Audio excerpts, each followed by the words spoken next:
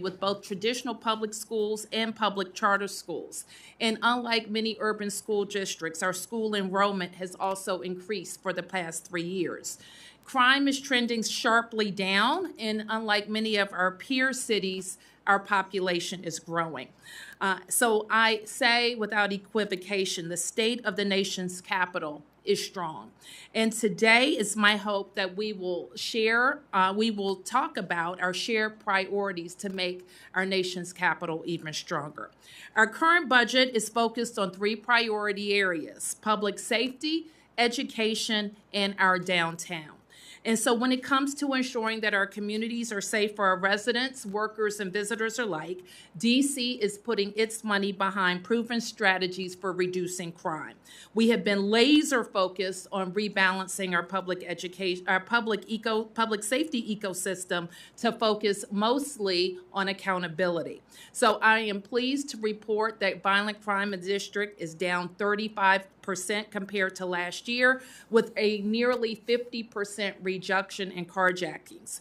When we look at neighborhoods close to here, for example, violent crime is down 57% in Capitol Hill and 56% in the Navy Yard. And we see similar trends across all 8 wards. And we're committed to continuing those downward trends. Our local MPD budget increased by approximately 13%, fully funding the chief's request. I'm pleased to say that Chief Pamela Smith has joined us here today, and as she develops her budget for MPD, I look forward to fully supporting that request to get us back to 4,000 officers. The fiscal 25 budget also includes increased funding for DCPS and DC public charter schools. And we frequently refer to the nation's report card, or NATE results, that show that DCPS has remained the single fastest improving urban school district 10 years running. This budget also makes catalytic investments in the downtown. Our downtown action plan is funded with more than $500 million to fuel our comeback and keep our basketball and hockey teams in DC where they belong.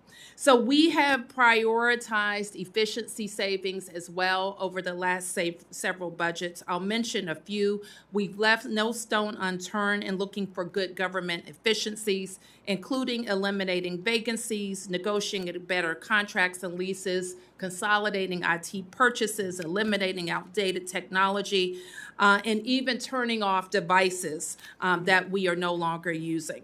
We made the tough decision to discontinue a local bus service called the DC Circulator and double down on our investments in WMATA, in Metro.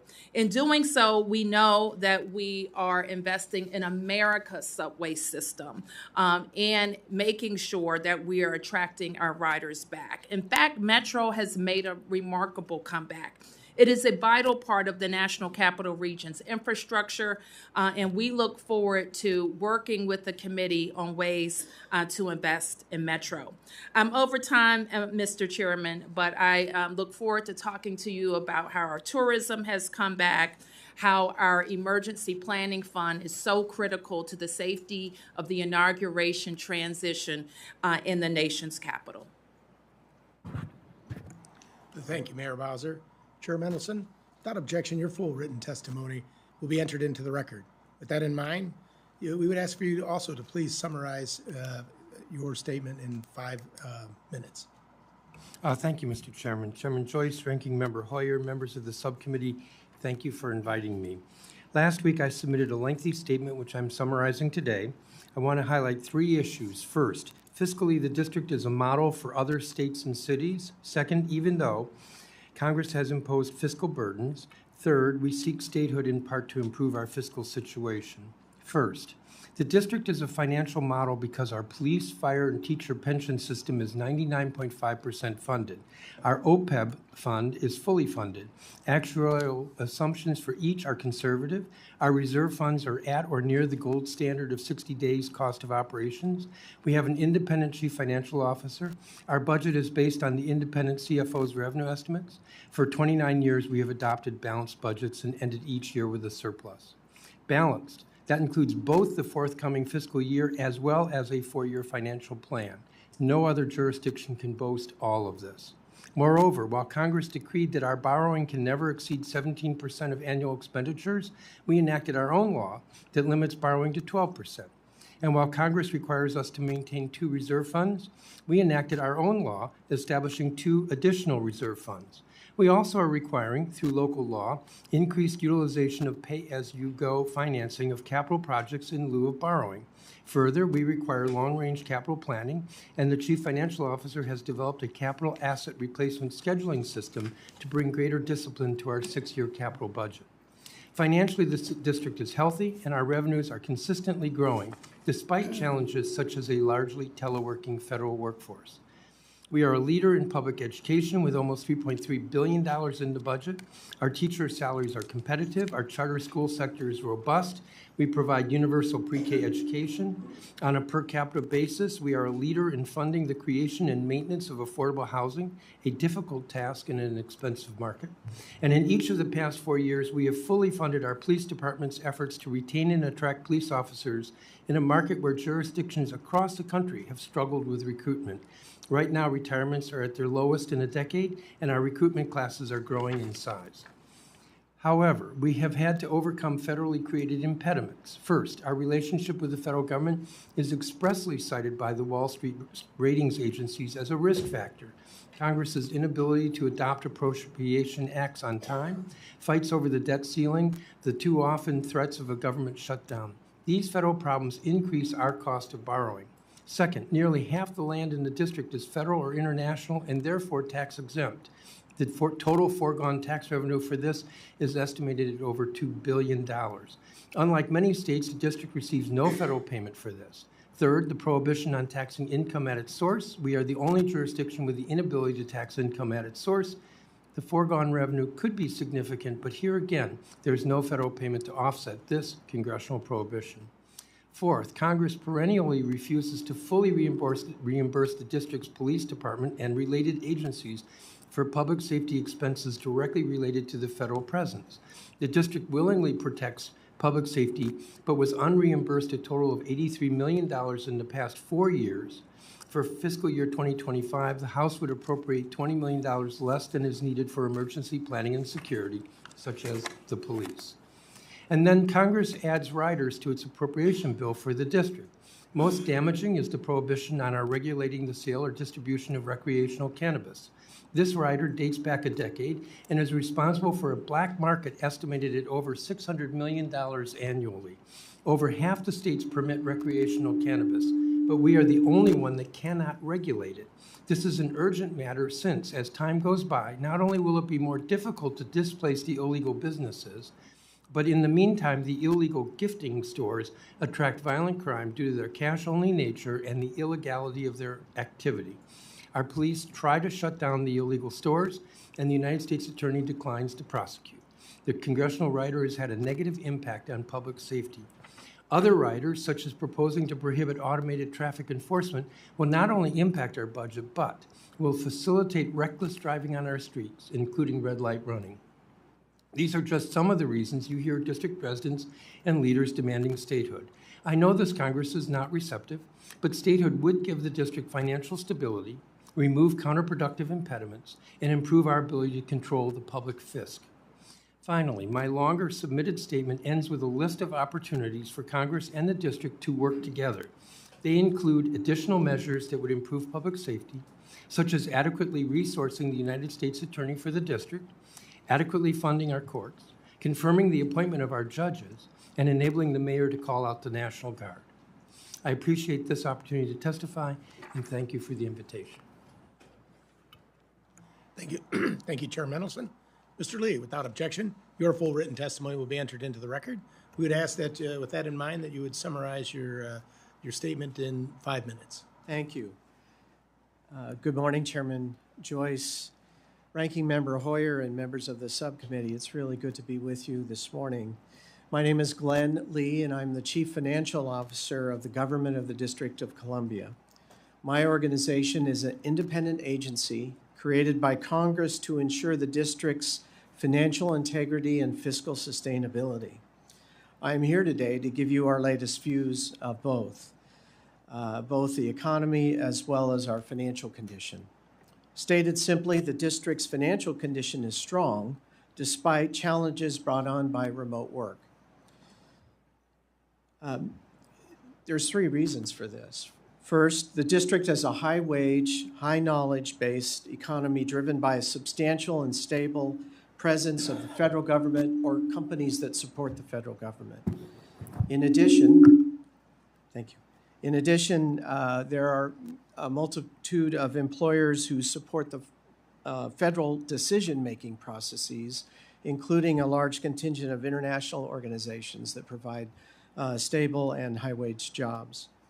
As a result of this, the district's economy is historically resilient, often buffered from downturns faced by other metro areas in the U.S. Second, the district's financial practices are strong. The district government adopts annually a 5-year financial plan. The benefit of a 5-year financial plan is it allows elected leaders to consider both program objectives as well as longer-term trends in costs, revenues, and liquidity. As was mentioned earlier, as far as I know, this is the only place in the country with that kind of financial requirement. In addition to this, the district has very strong budget controls. It has reserves, not only those established by Congress, but additional ones established by the district that are there for unforeseen expenses or liquidity management. And finally, the financial transactional controls that are in place have resulted in clean financial audits for 27 consecutive years. Very proud of that. Finally, the district's actual condition is good. Our pension obligations are fully funded. That's very rare for major jurisdictions, either at the state or local level. Our debt levels are manageable. Our reserves that we've described represent about 18.5% of our general fund spending when they're fully funded. And in addition to the reserves, we currently have a fund balance of about 25%. Now, it's true that that fund balance is part of our spending plan over the next 4 years, but we will work very hard with the local leaders to ensure that the remaining financial condition at the end of the 4-year period, our current planning horizon, has enough reserves and fund balances to support the district's liquidity needs. As a result of these three conditions, the district has a AAA rating. Having earned a AAA rating is a rare event, surprisingly. Only 10 of the largest 25 cities have AAA ratings in 12 of the 50 states. However, there are headwinds. The district faces headwinds in our economy, primarily resulting from remote work. Many economists believe that remote work is a transformational change in the employment market for office-based workers. Time will tell. It's hard to know right now, but time will tell. Nonetheless, in many major cities, including the district, office utilization remains 50% of what it was prior to the pandemic. For the district, this means that on any given day, there's 100 to 250,000 fewer people commuting in the district to work in our offices. Fewer workers means less economic activity, which ultimately leads to lower tax revenue growth. In fact, our current forecasts estimate our revenues will grow at maybe slightly above the rate of inflation over the next 4 years. This is in stark contrast to rather robust growth prior to the pandemic and even the couple of years after the pandemic when the economy was recovering. A slow growth environment will lead our elected officials to do any of the following combination of items. First, slow the rate of growth, and you heard the mayor describe some of the initiatives adopted in our last budget, increase taxes or other revenues, and implement economic development initiatives that increase the tax base significantly in the long run.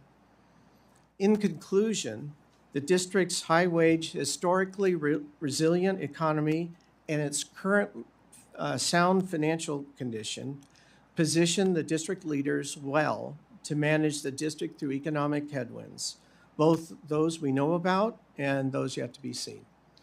Thank you very much, and I look forward to answering your questions. Thank you, Mr. Lee.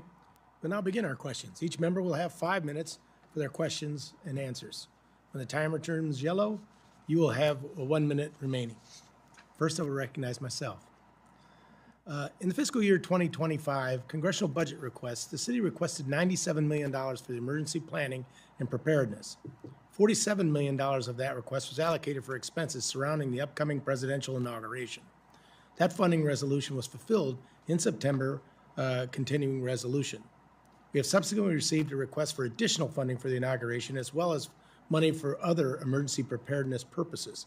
Of course, we need to take all necessary precautions to ensure safety and security standards are met. While funding for police, fire, and emergency medical services and Homeland Security make up the bulk of that request, the funding request is a significant increase from what was requested in 2021. Mayor Bowser, can you explain the additional funding needs in more detail? And is every dollar requested intended for reimbursing federal expenses related to the inauguration? Mostly, it reflects increases in inaugural costs, but also all of the costs that MPD incurs because of our special federal status and how we support the federal government. So the Metropolitan Police Department is our local DC police, and we support the Secret Service on movements of dignitaries. We support federal land in the district where there are First Amendment activities, or protests, or demonstrations, and we support big events like the 4th of July, of course, and the inauguration. What we've seen since 2021 that you referenced, in 2021 we had about 524 such events. Last year, we had 1,525 such events. So we are detailing our police officers and accounting for additional time, largely, that our MPD is supporting those events. We also think that inaugural costs are increasing. You have mentioned the threat environment. That is different in this inauguration, even in previous inaugurations where there's always a high level of security. As you know, these are designated national special security events under the leadership of the United States Secret Service. We work hand in hand with the service to support the security of the event. Our expectation is even that the additional $3 million that we have requested is based on the costs that are coming in. And I'd like to have you expound on how is the city partnering with Capitol Police, Secret Service, and other federal law enforcement to ensure the safety and security of President-elect Trump, Vice President-elect Vance, and all those who will be in attendance at the inauguration? Yes, so the National Special Security Event structure is led by the United States Secret Service. We have an organization that stood up every 4 years called the DC PIC, Presidential Inauguration Committee. There's a similar PIC committee from the Congress, and we work hand in hand with the incoming administration, the Presidential PIC Committee, to ensure that the activities have appropriate support. So the Secret Service organizes all of the security individuals in partnership with the federal law enforcement officials and the Metropolitan Police Department. At this point, is the city prepared for the inauguration, particularly in terms of having enough police and security officers? And how many memorandums of understanding have been signed with other jurisdictions for an increased police presence for 2025? Do you know by any chance the number of jurisdictions? I remember some being housed in our garages over in the Capitol Office Building. How many officers have been committed, and how does that compare to 17 and 21? Well, the chief, actually, we gave a report out yesterday to the DC community, and we would like to have 4,000 officers. I think we're at 3,998, something like that. And the chief also reported that departments continue to reach out to her to request, to come and support the activities. So we think in terms of the number of law enforcement officials that we'll have the number that we expect. you believe there'll be enough law enforcement to keep the residents, dignitaries, and visitors safe? We are certainly going to work through the process, work hand in hand with Secret Service to make sure that any unusual threats, we don't have that type of intelligence at this stage. And we will work to make sure that we have local law enforcement to support the Secret Service's security plan. I realize I'm about out of time, so I'll now recognize the distinguished gentleman from Maryland, Mr. Hoyer. Thank you very much. Let me ask you a question as a follow-up to the chairman's question. Obviously, substantial expenses were incurred in 2017, January 6th in particular. Can you tell me the status of the payments that have been made to the District of Columbia to reimburse the added expenses that the security events since January 1, 17 have occurred? Have you been fully reimbursed? We haven't been fully reimbursed for the inaugurals, and I'm looking now to make sure I know the difference. The original budget, for example, in 2017, we're outstanding $7.3 million for the inaugural expenses and about $2.2 million for other security expenses throughout that year. Does that include the January 6th? January 6th would be in 2021, and we are outstanding 6.2 for the inaugural expenses, and the other expenses, $21.2 million. So somewhere in the neighborhood of $40 million Yes. in that round figure have not been reimbursed by the federal government. Notwithstanding that, obviously those were federal events, essentially. Yes. Thank you. If I may, in my statement, I noted the total for the past 4 years is $83 million that we expended that was not reimbursed 83 million. for the 4 years.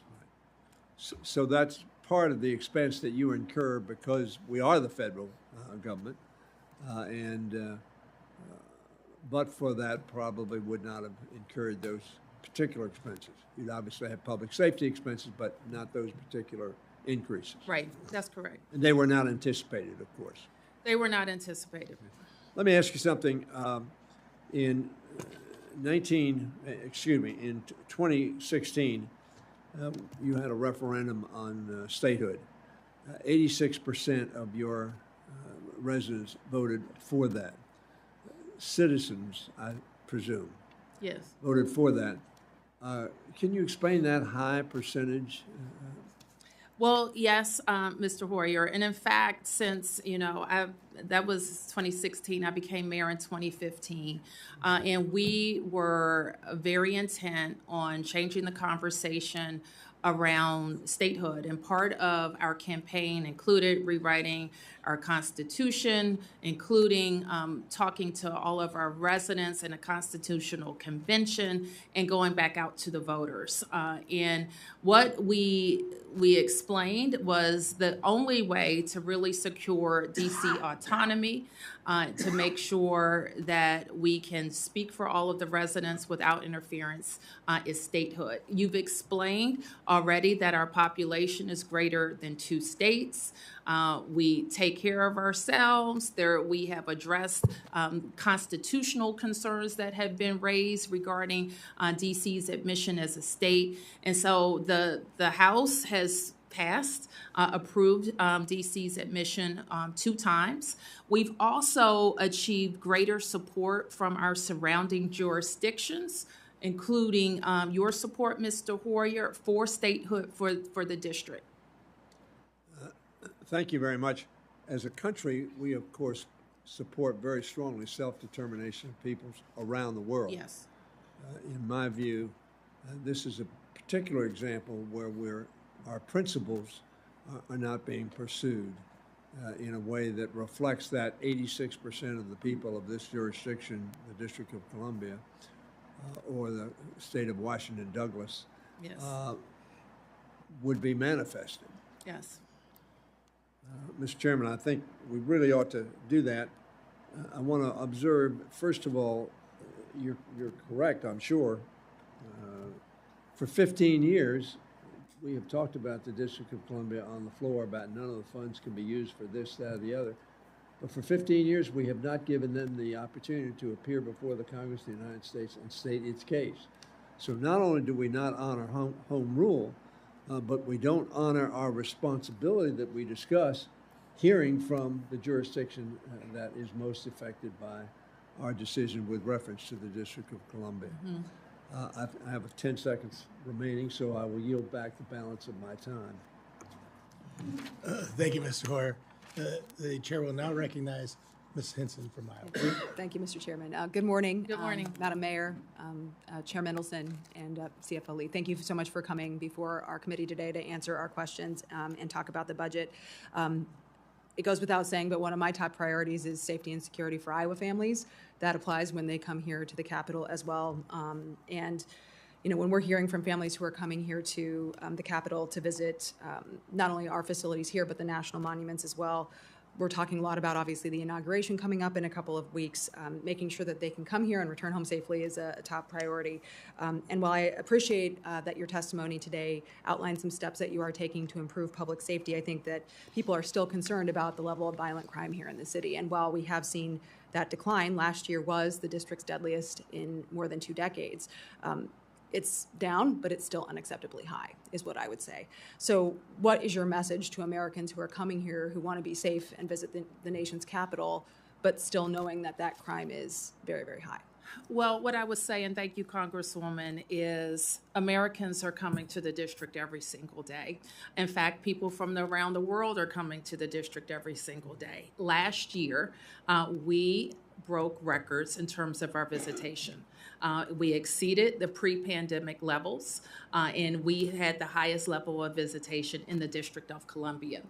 So I know that Americans are enjoying the museums. I know that they are taking advantage of our wonderful hotels, great transportation network, going to our restaurants and seeing our shows.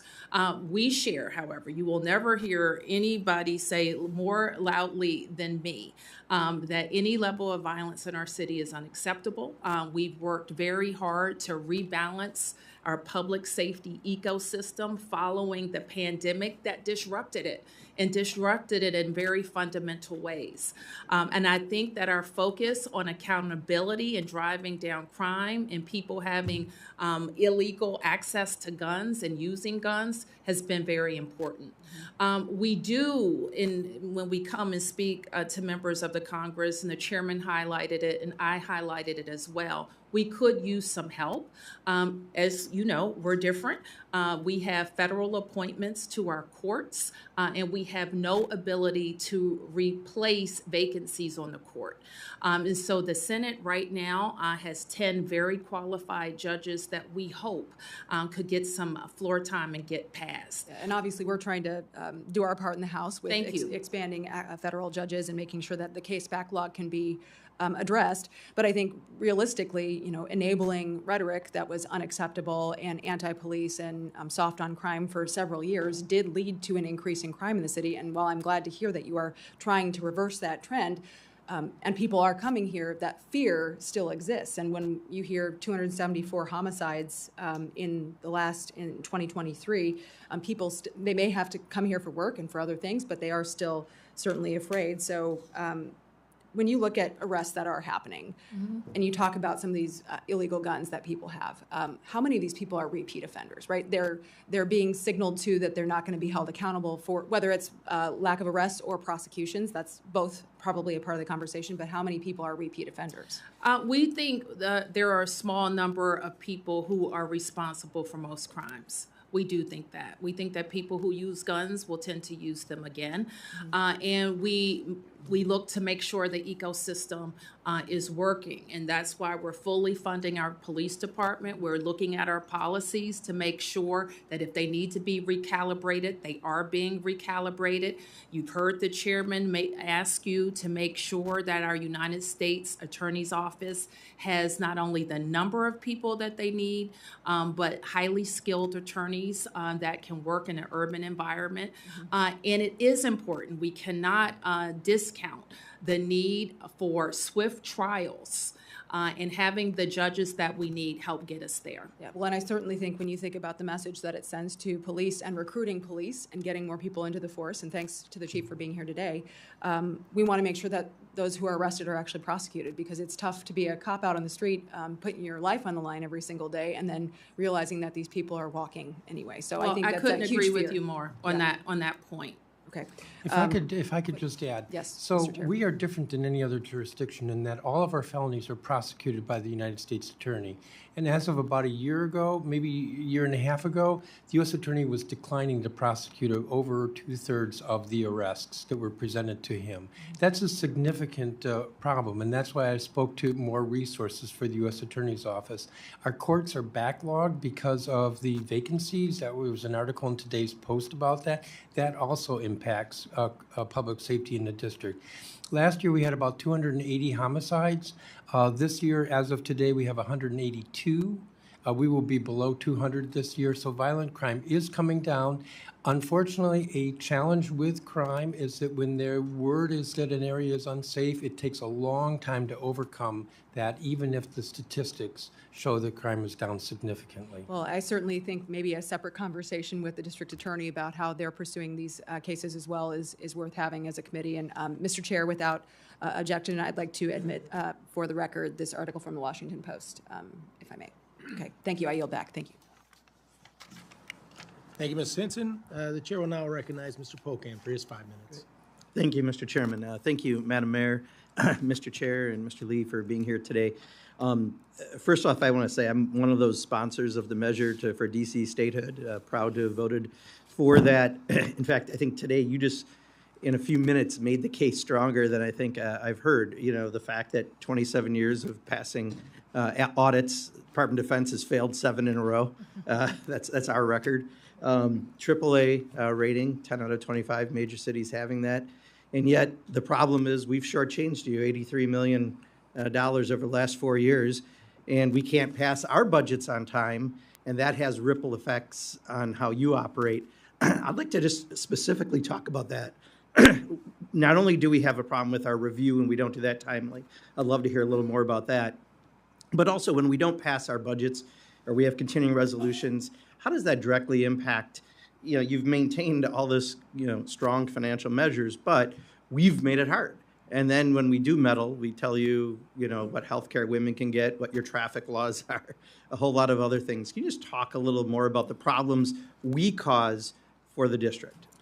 Well, first of all, we have and we are able to continue the operations of the district even if the Congress has a discussion whether you're going to continue the operations of the federal government. So that we've been able to separate ourselves with your help from that discussion. Still, it creates a lot of anxiety if there is a discussion in the city about if the Congress will continue to operate. We have the businesses that work with the federal government and Congress concerned. We have some contractors who won't get paid. We have then people who won't get paid, who live in the district, Maryland and Virginia and other places for the federal government. So that continues to be a concern for us. We have, and as the chairman has testified, even our local laws passed democratically by the Council of the District of Columbia are sent to the Congress, and sometimes they're layovers. When I sign our bills, frequently I'm signing bills that I've already signed, but I have to have a congressional emergency because it hasn't been fully approved on the Congress, by the Congress. So there are just inefficiencies in that process that locally elected officials decide, and that should be final at that decision point. I'll turn to the chairman. Yeah, if I may add, so the mayor noted the instability, which is significant. I noted that the Wall Street ratings agencies note this as a negative factor in their ratings for us. Our debt service, we pay a bit more for debt. When there was the shutdown a few years ago, the city picked up the trash on the mall. That was a cost that we bore. Our revenues drop if there's a shutdown long enough. The chief financial officer has done estimates in the past. But, you know, there'll be just less going on in the city, and therefore our revenues will drop. The public thinks that we are federally funded. And it is true, decades ago, we received a significant federal payment, but we are not federally funded. Our $21 billion budget, I think less than 1% is discretionary federal payments. But the public thinks we are, and so that too adds to the anxiety or the instability when the federal government is going through these tussles over the debt limit or continuing resolutions. The public thinks the district is going to be shut down as well. Thank you. Just a quick question for the mayor also. January 6th, many of us were around. You didn't have the ability to call out the National Guard. Right. Can you talk about that for a second, and if there is a different way you'd be able to handle something like that? Well, yes. So the DC National Guard, or sometimes say it's a misnomer because it is unlike the Maryland National Guard or the Virginia National Guard that report to the governors of those states. That is not the case in Washington, D.C. The DC National Guard reports to the president. And would you like to have authority to be able to? We would. We think it's very important. And in fact, you know, the closer that governing is to the people being governed, we think is better, first of all. We would take great pride in it, like we do in all of our public safety agencies like MPD. We believe that we can strengthen recruitment. We believe that we can attract more people to the Guard. And we think it's necessary to be more nimble in cases of emergency. Thank you. I'll yield back my 1 second. Thank you, Mr. Pocan. We now recognize Mr. Edwards for his 5 minutes. All right, thank you, Mr. Chair. Mr. Mendelson, you testified that I believe it was the federal attorney refuses to prosecute marijuana-related crimes. Was that my understanding? That's basically what I said. Right. What actions, if any, has the council taken to urge the federal attorneys to prosecute crimes? We've been quite public about it, that a key factor in reducing crime is prosecuting people when they're arrested. I think the U.S. Attorney was very embarrassed by the Washington Post article that was a summer ago. It showed the declination rate around 2/3 of the cases presented. The declination rate has improved, so they are prosecuting more cases. But we rely totally on them for the speed of trials and whether to even try in the first place. And so I'm specifically interested in the prosecuting the crimes for marijuana-related incidents. Is that to? Yeah. So my testimony referred to the fact that when the executive MPD goes out and shuts down a store and an illegal store and refers it to the U.S. Attorney's Office, they're declining those prosecutions. And so, again, can you be more specific in what calls you have made to the U.S. Attorney to prosecute those crimes? Discussed it mostly publicly. I think I've discussed it over the last couple of years privately with the U.S. Attorney. I mean, they don't come under us. And so we don't have the ability. You know how frustrating oversight can be, but we have no oversight authority over the U.S. Attorney. And so are you saying publicly right now that you had rather see the U.S. Attorney prosecute marijuana-related crimes? Yes. I was referring specifically to the stores, but yes, more broadly. When there's a major drug case, I think they prosecute. But we're talking about these, I call them pop-up stores that do this illegal gifting. They don't have a license. They're selling, in fact, they purport to be selling cannabis. Typically, it is laced with other drugs. It's actually dangerous to human health. And when they have been closed down, because we have started to close them down, there will be other drugs that are found. And it's a real problem, and they're just not getting prosecuted in the courts. Well, I appreciate your stance towards seeing more prosecutions in D.C. Thank you for that. Mr. Lee, in your testimony, you mentioned that slow revenue growth requires elected officials to reduce growth in spending, increase taxes, or encourage new economic development pathways to expand the tax base. Which of these three avenues have you recommended to the D.C. leadership, and have they taken any of those recommendations? I think I used the word "and." It takes all three to address slower revenue growth. Appreciate that our role is to support the mayor and council with financial transaction management, constructing a budget. They are responsible for determining each of those sets of policies, whether it's cost growth in programs, what revenues to execute or not, or what deductions we manage in the management of taxes, and certainly economic development initiatives. Now, clearly, we have a wealth of information and tremendous expertise, and we routinely help both the executive and the council assess different programs for a variety of reasons, whether it's program effectiveness or efficiency.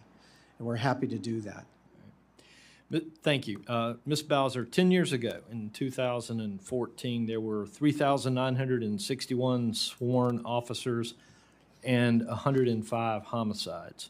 Today, there are 3,159 sworn officers, and so far this year, there have been 180 homicides, 800 fewer officers, and 75 more deaths.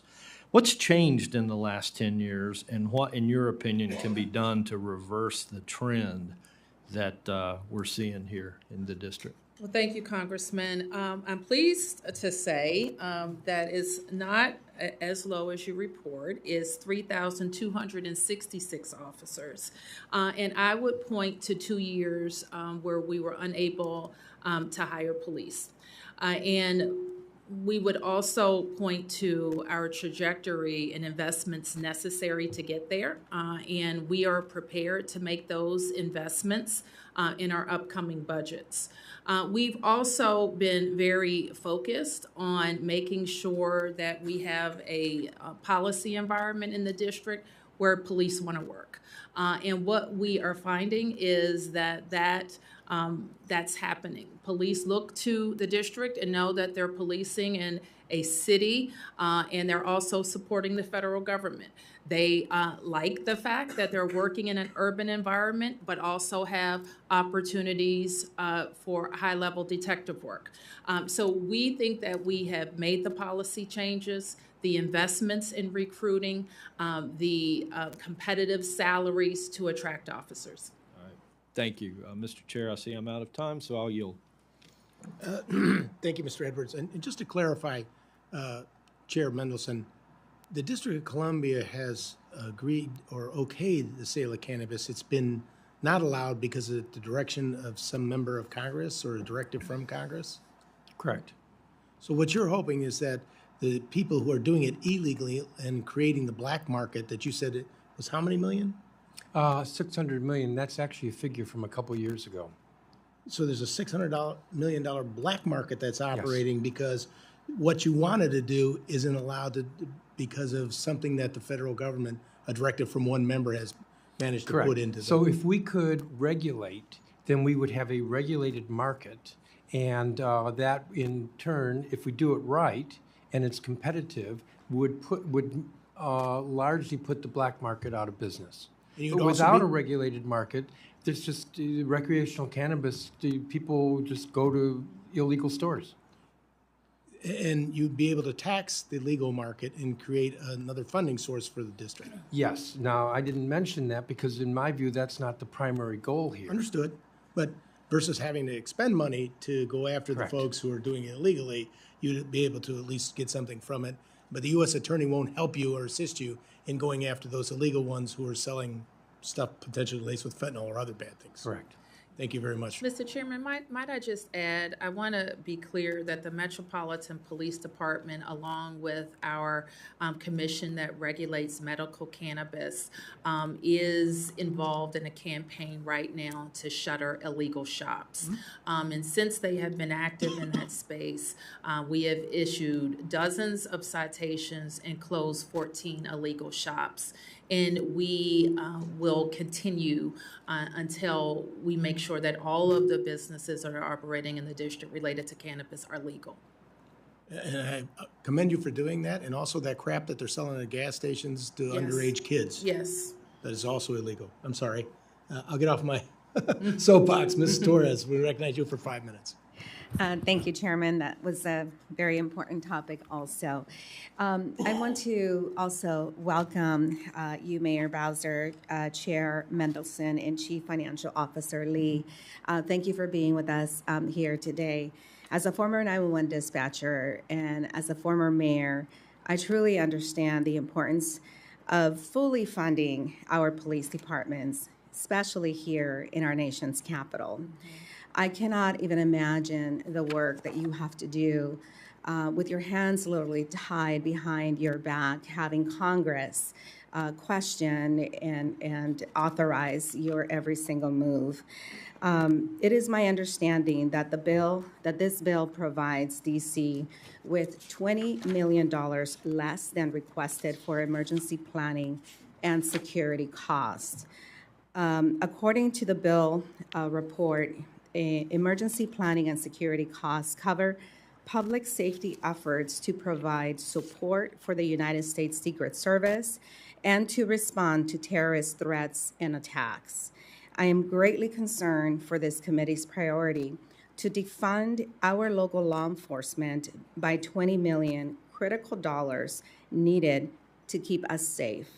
On January 6, 2021, when a violent mob of insurrectionists attacked our nation's capital, it was DC police who answered our call for help. Let us not forget that there was a real attempt to hang the Republican vice president of the time. After January 6th, Congress should have learned our lesson about supporting DC's safety protocols.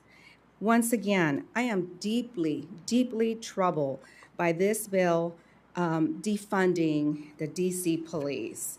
My questions are, I'd like to hear more background from you. Can you provide insight into how underfunding emergency planning and security costs will impact public safety in Washington, D.C., and your ability to support our Capitol Police during a time of urgent need? Well, it affects our public safety ecosystem across all 8 wards, because what the chief of police will always do is fully deploy our police where needed. So if we're underfunded from what it costs us to do that from the federal government, it necessarily means that it's coming up from someplace else in our budget. Our budgets have to be balanced. We do have the ability to tap into our emergency reserves, but we also have to replenish those emergency reserves. So we cannot run at a deficit. So if we have $80 million over the last 4 years to support the federal government that were not reimbursed, it means it could have come from transportation, it could have come from schools. It could have come from supporting our local businesses and economic development. So it came from someplace else. Including training the first responders that we need to support our nation's capital. Without fully funding emergency planning and security costs, how will DC prepare for the large upcoming security events? And I know you've covered a little bit of this, but from a very personal perspective, let me just share with you. When I attended Donald Trump's inauguration, I was wearing a vest, I was wearing a dress, and I was, my guest was an elected official from my community.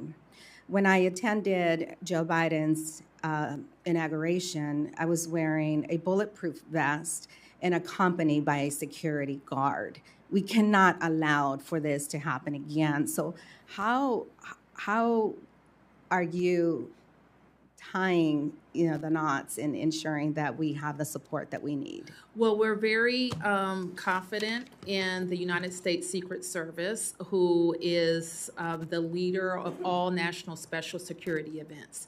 As you know, I requested, and it was approved, that the January 6th, your proceedings here on January 6th, have now been designated a national special security event, also under the command and control of the Secret Service, which was different different than the January. Which means more overtime costs for you. It could mean more overtime costs for us, for sure. And that's why, when we're talking about reimbursement, we're not suggesting that if this isn't all sorted out by January 20th, that we're going to short our support to the Secret Service, because you. we're going to be there. Thank you, and I yield back. Thank you, Ms. Torres. We'll now recognize Mr. Womack. Thank you, Mr. Chairman. Just a point of clarification before Ms. Torres leaves. Does she need to correct the record on a statement you made a minute ago about this committee defunding the DC police? This committee will ultimately support the budget that we're proposing, and this committee is proposing $20 million. Does this budget defund, as you say, the District of Columbia Metropolitan Police Force? Absolutely. It defunds the Metropolitan Police Force by $20 million in preparedness dollars that they need. I think there is a difference between saying we're defunding something, that's a declarative statement that suggests that we are taking all funds away from law enforcement in D.C., and that is simply not true. Simply not true. So I personally would like for the record to be clarified on that. I won't belabor the point. I want to thank the panel for being here today. My first question is for the Chief Financial Officer. There's been a lot of discussion about work from home as it concerns the federal government. And a significant percentage of the federal government continues to work from home. I don't think there's any question that because there are nearly 800,000 jobs in the District of Columbia, and less than half of those jobs are filled by people who live in the District of Columbia. That is correct. That a significant number of people who fill jobs in the District of Columbia are working from home based on federal policy. This has to concern anybody associated with DC government, because if you're working from home, you're not commuting, so WMATA is automatically affected, likely, bus service, transit services, those kinds of things. You're not eating in local restaurants, so those restaurateurs are impacted, not shopping in DC-related business. So this has a cascading effect. This is not just simply an issue of whether you should work from home or not, is it not? Work from home, as the key statistic to think about is because we're an office-based economy, ultimately, people come here to work in offices. Our offices are utilized about 50% of what they were prior to the pandemic. That's not unusual across the country for major cities. And that then leads to the economic circumstances that I described. Very slow revenue growth. In particular, our property tax on commercial properties is actually declining fairly significantly. On the other hand, other revenues are buoying up our total revenue outlook. So the bottom line is remote work hinders the growth of our economy, our revenue streams, as it does most major cities across the country. So that is absolutely true. Mr. Womack, if I could just add, so Please do. Federal workers are not the majority of workers in the district, but they are a significant number. And when they don't come into work, it means, because many of them use WMATA or Metro, that means there are fewer riders on Metro, which is why Metro right now has a funding crunch. It means that these office buildings are vacant, and many of them are now the leases are being turned back, and so that means real property values have gone down and our real property tax has gone down.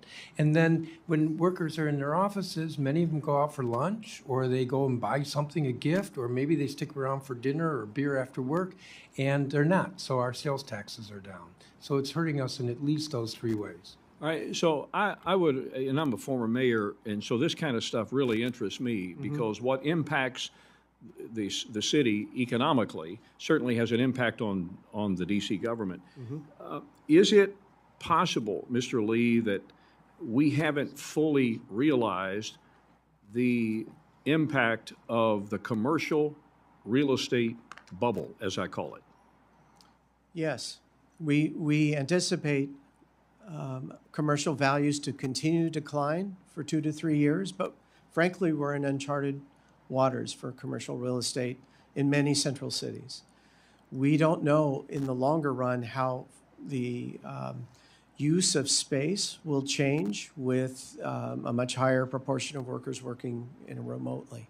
So to the best of our ability, we're estimating a further decline, but we don't know whether that would actually, if it's not going to be worse than that. Mayor, I'm going to ask you to weigh in here for a second. I know you don't like the federal government telling you guys how to operate, but I'm going to give you a chance to tell us how we should operate. Would you recommend to the bureaucracy, as it were, that people come back to work? Thank you for that question. That's a softball for you. It's a softball. I'll take it.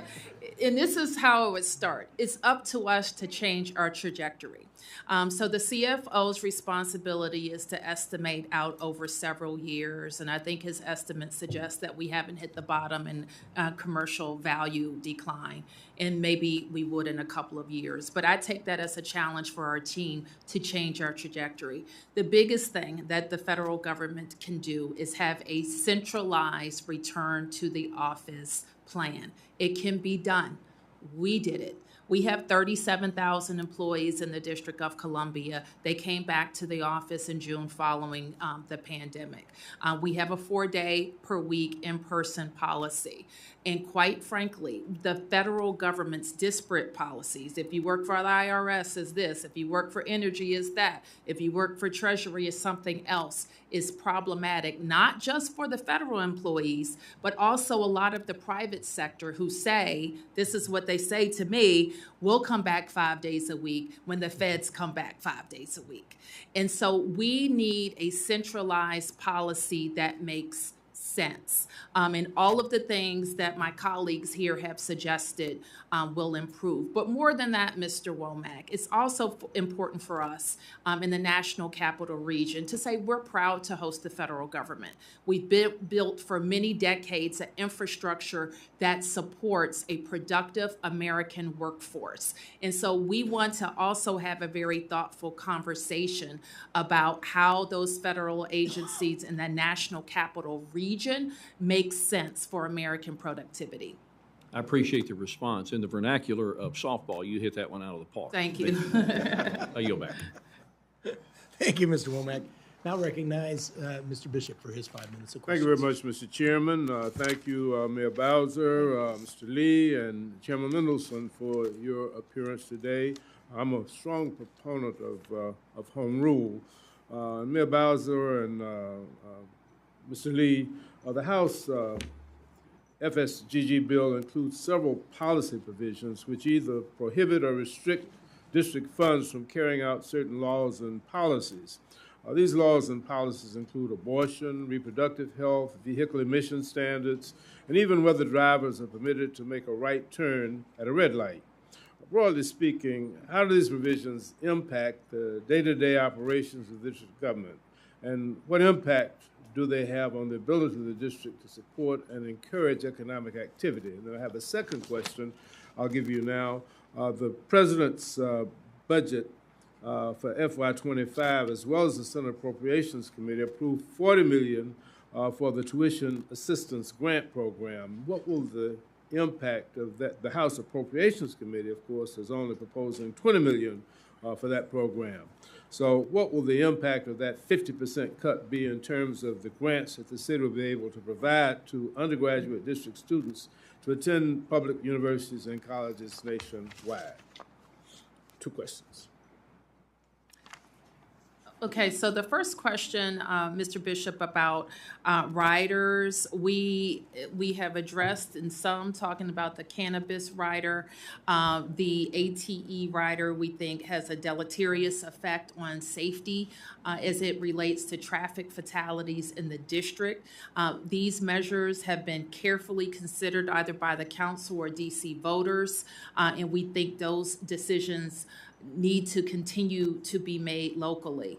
The cannabis regulation, Mr. Mendelson has already talked about But it's so important that we emphasize that a tax and regulatory scheme helps us promote safety for adult use. And to your point, Mr. Joyce, the voters did not approve non-adult use of possession or use of cannabis in the district. So it remains illegal for juveniles to use or possess cannabis in the district.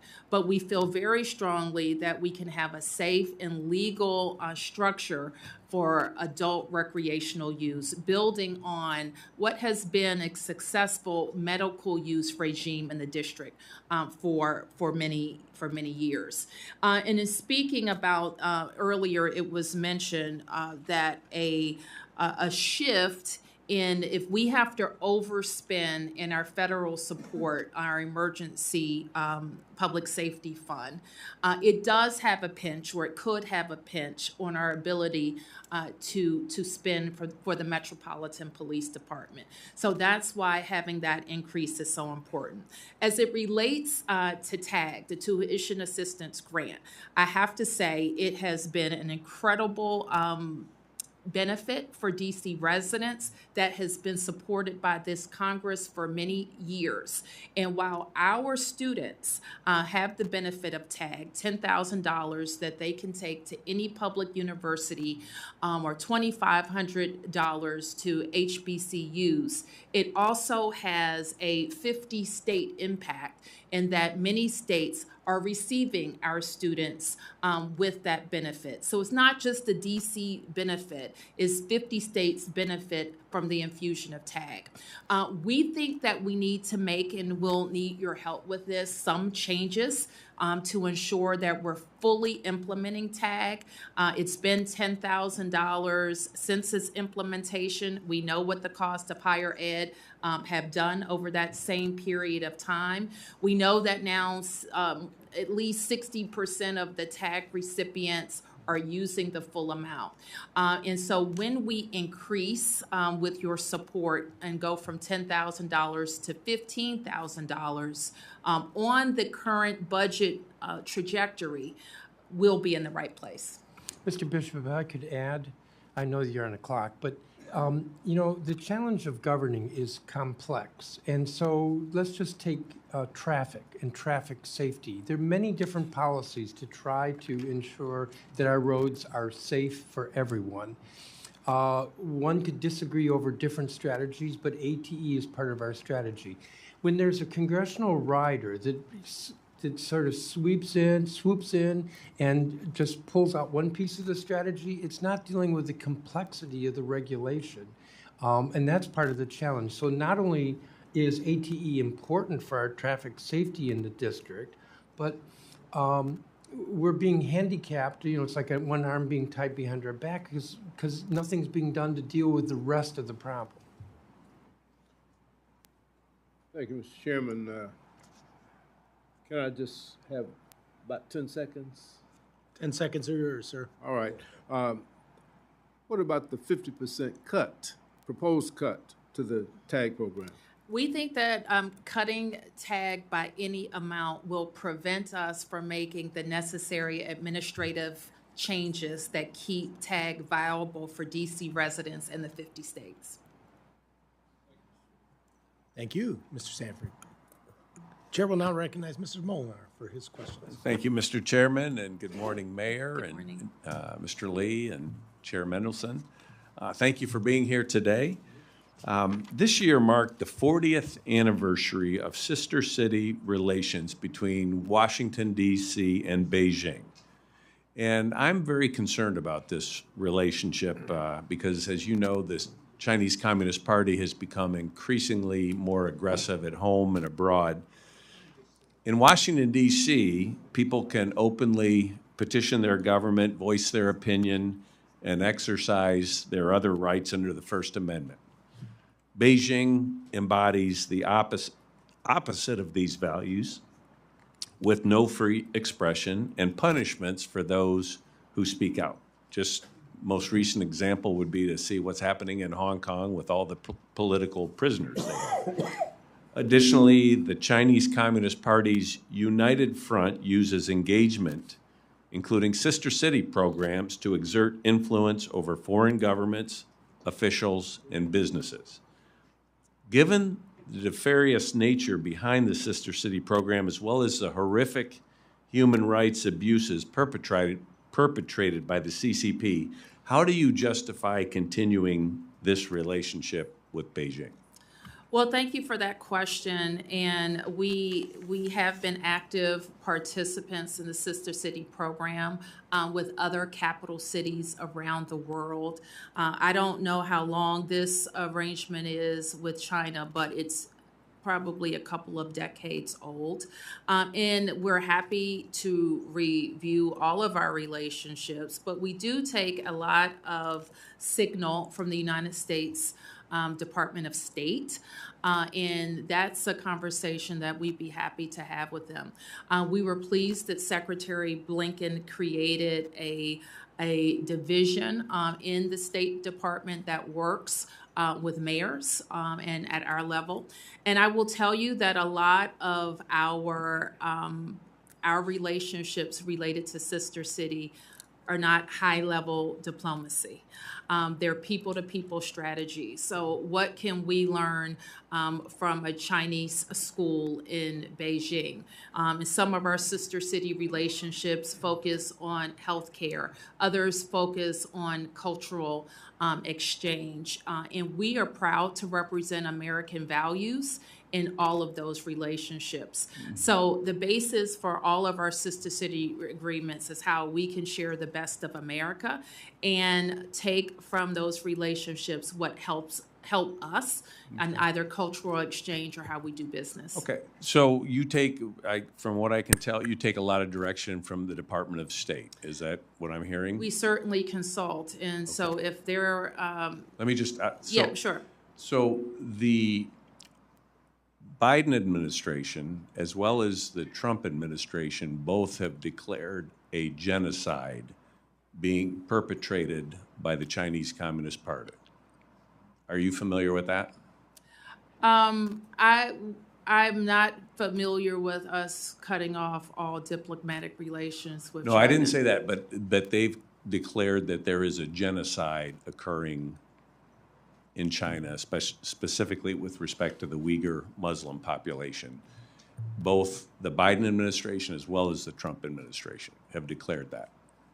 As I said, I would be happy to review that in the context of what the basis of our relationship is. Okay, I appreciate that because it gets even more complicated because throughout Washington, D.C., the propaganda arm of the Chinese Communist Party is distributing their China daily newspaper, and they have it in boxes all across the city. Are there regulations that determine what can be placed in different places around Washington, D.C.? I think all of the newspaper boxes there used to be many more newspaper boxes, and yeah, it's declining, I reckon. Yes. But I guess the question is, I'm wondering how much does the Chinese Communist Party pay for that communication? None. No, nothing. Who pays for the boxes throughout the... You're bringing up something that I actually looked at a few years ago because we don't regulate, and it's very difficult for us to regulate because of First Amendment issues. So those boxes are placed without the district getting paid for them. So they... Okay, but I haven't seen any of those boxes. Well, I guess my question is, if it's an arm of the Chinese Communist Party, and they can put them anywhere in Washington, D.C., does that concern you? It concerns me, and if nothing else, I think that there's a visual neatness issue. I know you're getting at content. Content is very difficult for us to be able to regulate. But I guess, and Mr. Chairman, if I might have a minute more to explore some of these. All right, thank you.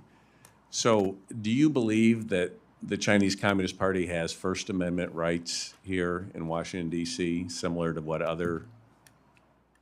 Well, I hate the way you phrase it, but I think the simple answer is that we as a government cannot discriminate based on content, whoever is saying whatever they're saying. Okay. All right. Just one last question. In Michigan, my home state, we had a Chinese national, because we had same-day voter registration there. We had a Chinese national vote in the election illegally, and the ballot was never able to be retrieved, and so you had an illegal vote cast by someone of a foreign government representation. And Washington, D.C. offers same-day voting. You're also allowing people only to demonstrate that they're residents rather than citizens to vote. How would you protect federal elections? Because we contribute $500,000 towards federal, election grants for D.C. How would you prevent a Chinese national from voting in a federal election here in Washington, D.C.? Well, Congressman, we have a board of elections that operates independently. I appoint the commissioners to that board. I'm very proud of the way that they administer elections, and we've had a lot of reforms to the process that have opened up the franchise of voting, which we think is helpful to how we produce local policy and run our government. So the Board of Elections, they have really taken on the challenge of administering our elections in a fair, impartial way and a transparent way. Is it fair, though, to have votes. Is it fair to have a Chinese national voting in an American federal election here in Washington, D.C.? Only if a person qualifies can they vote. Well, as you phrased it, I would say no. A Chinese national, then they would not be a DC truly resident. Yeah. But how would you prevent that?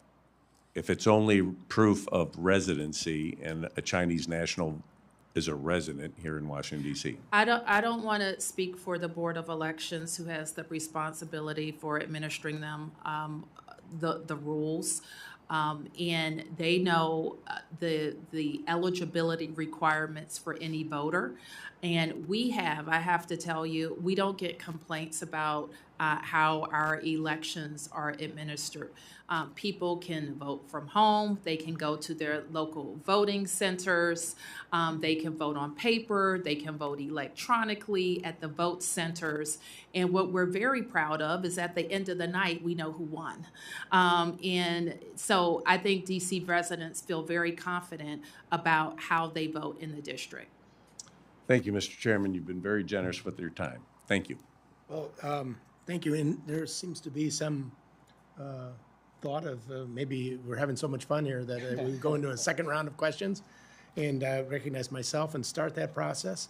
And I'd like to follow up on where my distinguished colleague, Mr. Molnar, was. Can you make a distinction between how many in the 2024 election, how many non-citizens versus citizens of the district voted? I think we do know the number of non-citizens who registered. 523 out of, I don't know, how many hundreds of thousands, 200,000 voters. That's pretty quick. Yeah. What distinction do you make between those things that are in D.C. and a federal election? Well, the Board of Elections has the ability on the spot in our voting centers to be able to give you the ballot that you're eligible for. For example, if I voted outside of my home precinct, which I did, and I'm only going to get the ballot. Therefore, my ward representative is on my ballot. My advisory neighborhood commissioner is on my ballot, not someone else's. Similarly, the board can produce a ballot that you're eligible for, so the federal offices would not appear on your ballot if you're not eligible. So, do you believe that non-citizens should have the ability to vote in your elections? The council has passed the bill. I would have suggested that residents, we have a lot of long-term residents here who have the ability to work. They have work permits. And that's one level of identification that I think is well proven. And we have a lot of our residents who came to the district with temporary protective status.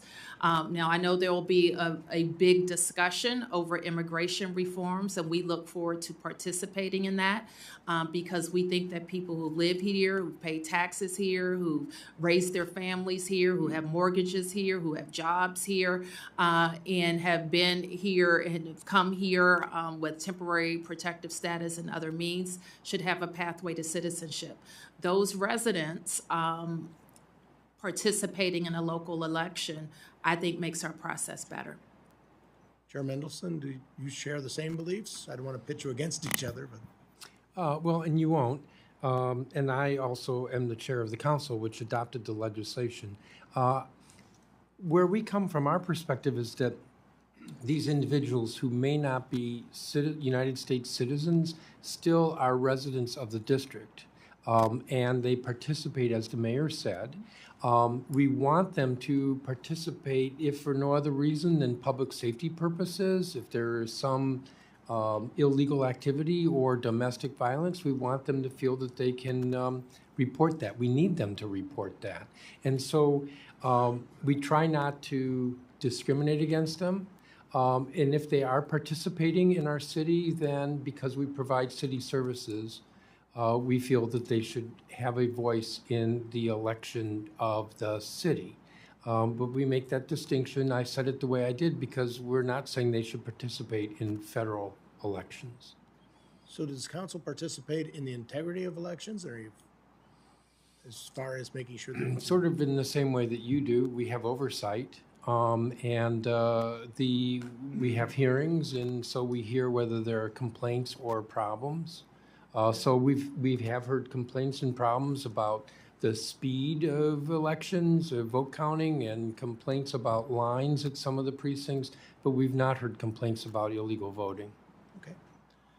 And just to clarify, Mayor, when I was talking about the crap that kids get, I was talking about like Delta 8, and those things that the hemp-type products that are not being, they put it out there as being THC, but it's actually coming from China or somewhere else, and these are chemicals. It's not any type of grown thing that is something that we all should be making sure. I know in my state of Ohio, it's now an active thing going on in the House and the Senate to try to rid those places from those, because those people are not making any distinction whether or not they're selling to kids. They're just selling. Yes. And it's crap. It's crap. And I totally agree with you on that. We've been fighting all types of synthetic substances that have been sold. And some, is not only crap, some of it is deadly. Right. And so we know we don't want our kids or adults buying off market where we can't assure the authenticity of the product. So if we could regulate, we'd have seed to sale. But we can't regulate. Where there have been enforcement efforts against these illegal gifting shops, there's sometimes been testing by the government, and we have found almost always that there are other substances mixed in with the cannabis. And we've also, as I mentioned before, found other drugs that are being sold in those establishments. Thank you, and I applaud your efforts on that. I would defer to my dear friend, Mr. Hoyer, for any questions he might have. Thank you very much. First of all, general question. There are 89 provisions in our fiscal year 25 bill which deal with directing you to do something or to prohibiting you from doing something that you wanted to do. How inimical is that to your governing the District of Columbia? And for instance, these provisions do not relate to my telling Mississippi citizens what to do, or Iowa citizens what to do, or for that matter, Maryland citizens what to do. What impact does that have on you on an annual basis in trying to deal with these? Well, we've talked quite a bit about the policy riders, Mr. Hoyer, that I think are a affront to kind of our democratic principles. Our residents don't understand it, and in some cases, we think that it prevents us from making the best decisions for the district, or spending a lot of time kind of fighting about it and explaining or over-explaining, explaining again why we need to have control of our transportation policies to protect residents of the district. What we'd rather be doing is talking about the things that we can work on together that we know with your influence we can change, like a centralized return to the office policy for the federal government, because a lot of the things that the CFO has mentioned about declining commercial property values can be impacted by such a change. But there are other things we've outlined in our policy. We don't expect to go back to 2019 in terms of commercial utilization. And I don't know that we expect the federal government to all of a sudden use some of the underutilized buildings. So another thing that we can work on together is what the process is for underutilized buildings. If there is a change in the amount of federal jobs in the National Capital Region, we think it would be akin to a base closing. And the impact that we have seen just with remote work is akin to 20 bases closing. And we know when that happens, the federal government steps up with the BRAC process, the base realignment, with support, financial assistance, worker retraining assistance, all of those things that would accompany such a huge federal decision that impacts the local economy. So we have several buildings that we think are prime candidates for realignment that we like to work with you on. But I think a larger discussion when it comes to our budget, which I might add, what we're talking about in this federal payment is not the $21 billion budget that is raised from DC taxpayers. It is the amount that we need from the feds to support federal purposes. And so I really would like to identify ways that we can talk about how we support a return to the office and how we repurpose federal buildings and what the federal government's role should be in what we've lost. So there are a lot of opportunities, as I said at the end of my written statement, where we could be working together on issues. But to speak to your question, I didn't like how I phrased my answer earlier to Mr. Bishop, but when I said that governance is actually quite complex, I tried to illustrate it with the ATE process and traffic safety, but I could give some other examples. Cannabis, where we're seeing it counterproductive in terms of public safety. A rider from years ago that's not in place now, thankfully. Remember the prohibition on needle exchange? And as a consequence, we led the country in terms of HIV/AIDS rate. That was public health. And so if you are going to step in and say we can't do one strategy, well, what are the other strategies? That's what I meant by governance is complex. And so we put together different policies or strategies to affect traffic safety, or for public safety and regulating cannabis, or in the case of needle exchange for dealing with HIV/AIDS. And these riders have the effect of just pulling out a piece and leaving us with trying to figure out how to put back together the fabric of what we're trying to deal with, public health, public safety, whatever. I appreciate that very much. I have been concerned. You're on now. Well, I may be off, but I'm on the mic. I continue to be concerned, and the carrying of guns on the Western Metropolitan Area Transit Authority is particularly one that has concerned me and has been continues to be imposed, as if the laws governing guns should be applied on a citizen of the District of Columbia in every other state. So that if the District of Columbia were more narrow or more broad, that would be applicable in the receiving state of the citizen. If you get we have a lot of people come here. Uniformity of laws would be, I think, very helpful in this regard, so that everybody coming here would know what the rules are. You're coming to the nation's capital, or you're going to New York City, or you're going to LA, or you're going to Chicago, that their rules would be applicable, as opposed to us, in effect, imposing on the District of Columbia rules that we like better than apparently the citizens or the governing body of the District of Columbia like and think are furtherance of the public safety. I tried to stay away from gun control issues because I know it's a hot button issue, but I think you're touching on that.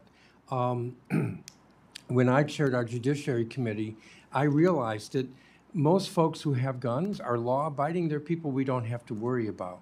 But there are folks who are not law-abiding, and that's what we're trying to figure out how to deal with, which is why we have the regulations we have. And I totally get it that folks who are in Wyoming or Western Michigan grew up with guns, they understand guns, they know gun safety.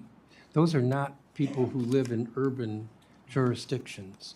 And so that's just another area where, well, if Congress is going to step in, well, how do we deal with the greater complexity of gun violence? How do we ensure that our homicides go from 190 this year, that's where I think we'll end up, down to 100 as opposed to going up?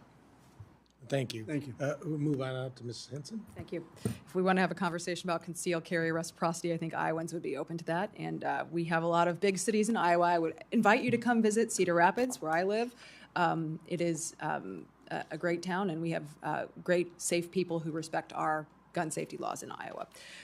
Mayor Bowser, I want to come back to a conversation again we've had about remote work for employees. I want to thank you for highlighting the importance of an in-person federal workforce. You know, we had before this committee several administrators come in and testify they had work from home policies that required people to only be in the office 1 day a week, which is frankly unacceptable. And Congress has passed the Show Up Act, so we actually tried to take action on that to force people back. So I think that you'll see some action on that, hopefully in the next Congress, where there will be a change there. So are you ready for that? I guess is the next question, because when you think about all, you know, if those people are required on January 20th to show up to work, what's that change going to be like for the city? Yes, we are ready. Yes, we are ready. And in fact, we have had that conversation with Metro. I think the biggest impact would be on our public transportation system. And unlike some places, Metro has leaned into frequency, leaned into more and optimized bus routes so that we are prepared to carry our workers, visitors, and residents. Speaking of changes coming in the next Congress, you talked about immigration reform and working with Congress on that, but I think it goes without saying there is going to be some deportation activity happening. Are you planning to comply with ICE detainer orders should those come to your police department? We will follow the law. Okay. Does the city's funding request reflect all your needs for enforcing that and following those laws? It reflects the current law, yes. Okay. Do you anticipate that you'll have additional expense there? I don't. As long as the current law is in place, I think that we are funded to handle that. Okay. Well, let's get people back to work and let's continue to follow the law. And I just want to close, Mr. Chairman, with something I know I heard a number of my colleagues commenting on DC statehood today, and I do believe it is simply a ploy for Democrat control here in Congress. I think it is an effort to get the votes to stack the Supreme Court and enact a radical policy agenda, and I cannot support that. I think Americans made it very clear in this last election that they want to see DC be more like a state like Iowa, and that is what I will continue to support. I think it's important that you are able to execute these policy priorities as we've discussed here today, but I don't think it was ever an intention for DC to be a state, and I will yield back with that closing remark. Thank you, Ms. Henson. Chair will now recognize Mr. Molnar. Thank you, Mr. Chairman. And just wanted to follow up briefly. And I recognize, you know, the sister city partnership with Beijing goes back 40 years. And I think most people were very hopeful about China. And 40 years ago, 30 years ago, the idea was they were going to become more freedom-loving, more democratic, more a responsible player on the world stage, and what we've seen is really just the opposite. Would you agree with that? Well, what I will say, Congressman, is I didn't come prepared to talk Okay. about China or a sister city relationship, so I don't want to be argumentative or restate what I've already said. Yeah. I would like the opportunity to go back and review some of your questions. Thank you. And just one thing to kind of think about, because you are the leader of a city that's known throughout the world. Yes. I don't think you would have had a sister city relationship with Pretoria, South Africa during the apartheid regime. That would be an assumption on my part. I don't think you would have had a sister city relationship with Berlin during Nazi Germany. I think those are fair assumptions. I guess the question I would ask for you and the council to consider is, are Beijing's actions consistent with what should be our nation's capital and a sister city relationship? And I think those are fair questions. And as I sit here, one way I would approach it, and I haven't in the 10 years I've been mayor, but my staff will tell you I'm very, and these are the words I use, stingy with our sister city relationships. We're called on multiple times throughout the year. Ambassadors, mayors come to my office and ask to be sister cities with us. I think that I maybe have added 1 or 2 new relationships in 10 years.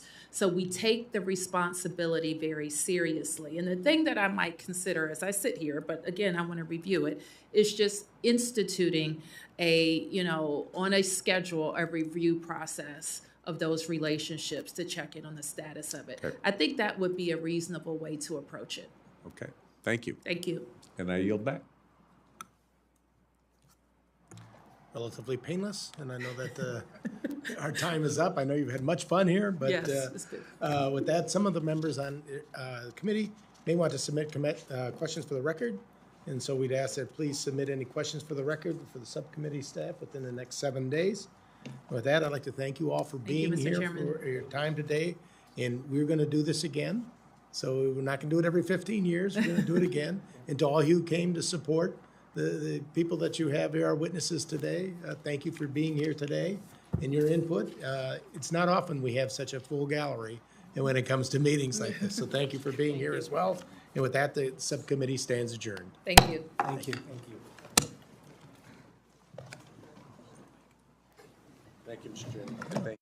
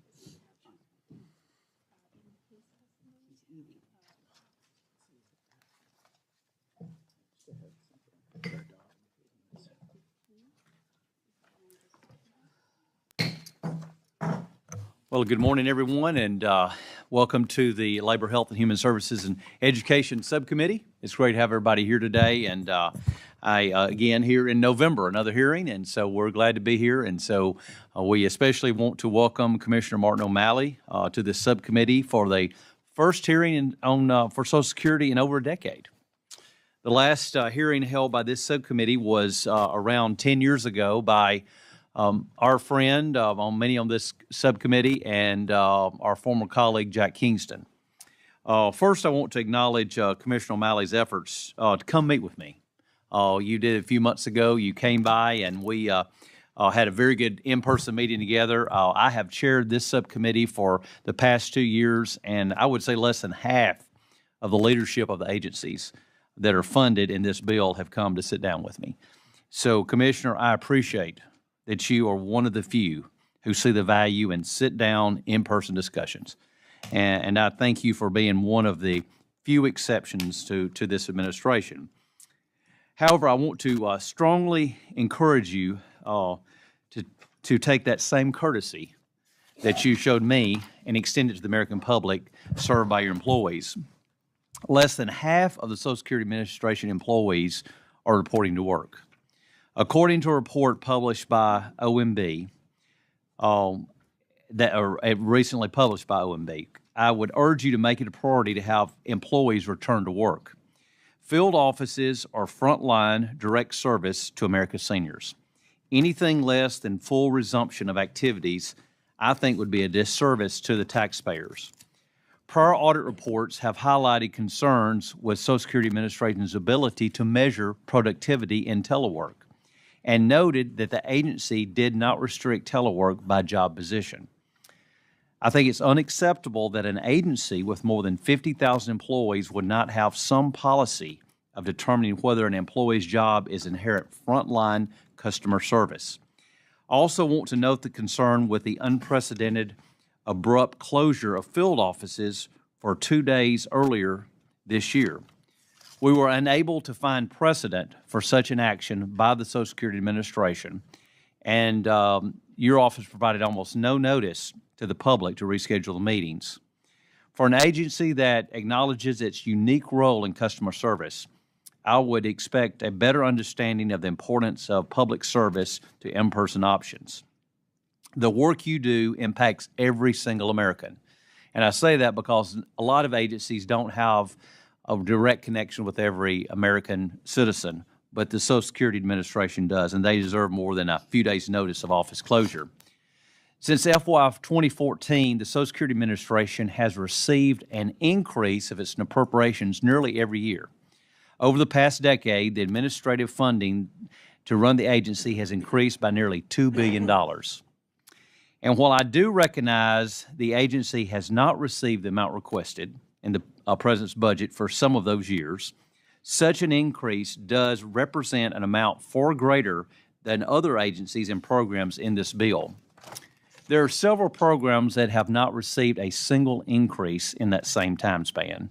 These are programs helping children and families in child welfare system, assistance with the purchase of low-income medication, and maintaining independence in their homes for seniors. The reality is that the nation's fiscal situation has forced Congress to make priorities. For much of the past decade, discretionary spending caps have been agreed to by both parties to rein in out of the control beltway spending and deficits. Such spending limits have curtailed the practice of routinely giving agencies inflationary adjustments, and in many cases, administrative needs have had to compete with other spending priorities like funding special needs education programs, job training, and maintaining America's lead in biomedical innovation. This subcommittee has had to make some tough decisions considering limited resources, the same type of challenges that everyday Americans face on a day-to-day basis for the past few years with rising inflation and stagnant wages. At the end of the day, we're responsible with making the prudent decisions with the funding we have. Now, I'd like to take just a second to spend some time to mention the use of the Social Security Administration's resources, specifically regarding its employees. In September of this year, the Inspector General released a advisory report discussing the Social Security Administration's use of premium pay, including overtime pay. And it's my understanding, and correct me if I'm wrong, but the agency has no policy regarding an employee's use of overtime on paid leave days, meaning that the agency permits employees to earn overtime on the exact same days they're claiming paid leave. In a small sample, the OIG found over 750 instances where the Social Security Administration paid employees for overtime on the exact same days the employee claimed paid leave. In a small subset of cases, the employee claimed a full 8 hours of paid leave and was still paid overtime for the same day. In addition, the agency only provides guidance on the amount of overtime given to the employees. The agency guideline states employees should receive no more than 18 hours of overtime a week, but the agency has no policy on instances when employees exceed this amount. In a 6-year span, the OIG found that more than 3,000 examples of employees working more than 18 hours of overtime in 1 week. For a subset of employees, the Social Security Administration paid the employees more than $1,000 hours of overtime, and that's equivalent to hiring another worker. To understand how much money we're talking about per employee, in one example, an employee's base pay was around $85,000. They earned nearly $95,000 in overtime.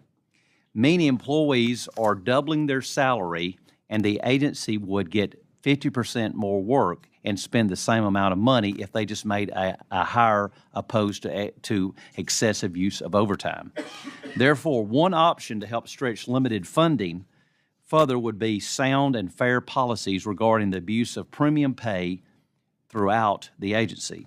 In addition to weak rules around premium pay, the agency also has weak policies regarding outside employment and instances of conflict of interest and misconduct among the Social Security employees. In June of this year, the OIG found that although the Social Security Administration advises voluntary reporting of outside work for most staff, only 6% submitted required financial disclosures that include such employment. This lack of a defined requirement to report outside employment, providing zero transparency for agency management, has led to cases of unauthorized Social Security Administration system access for outside jobs. In one case, an employee assessed databases for over 3 years to share sensitive information with an outside employer for financial gain. This lack of reporting requirement for outside employment is not the norm among federal agencies. For example, the Department of Health and Human Services, the largest civilian agency and overseen by this subcommittee, has codified this requirement. The Department of Health and Human Services has made it clear that an employee wanting to engage in outside activities need approval first and must submit a form requesting such approval for outside activity. If there are changes in the employee's duties or the outside organization, a new form is required. The Postal Service and Department of Housing and Urban Development also require employees to seek approval for most outside activities. It's troubling that an agency of this size, with a workforce that by necessity must have direct access to a vast amount of sensitive information on most Americans, has no such similar requirements. This is yet another example of where enhancing the Social Security Administration's core management practices, such as implementing effective policies, could help prevent conflicts of interest and ensure employees act ethically and making sure taxpayers' interests are a priority without exploiting the system. In that same OIG report, yet another Social Security Administration employee was found to have spent over 2 years using leave to manage their own personal business. Unfortunately, there have been far too many cases of Social Security employees engaged in fraudulent activity connected to their federal employment. Administrative law judges have been found guilty of disability fraud in some cases resulting in hundreds of millions of taxpayer losses. Supervisors have been caught drawing off the supplemental security income benefits into private accounts for personal gain. Workers have stolen beneficiary personnel information and rerouted Social Security payments. In several cases, the fraud occurred over the course of years of employment before being caught. There are cases occurring throughout the nation. These have occurred in Colorado, in Kentucky, in Pennsylvania, and North Carolina. Employee misconduct remains a real risk throughout the agency. At the last hearing for this agency, when Mr. Kingston was here, he brought up several of the challenges facing the agency.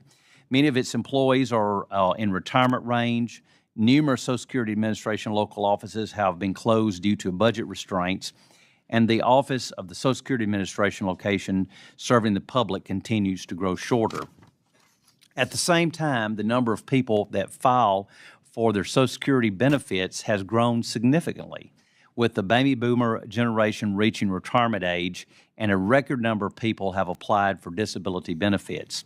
It is obvious that finding solutions other than just money is imperative to addressing these mounting pressures.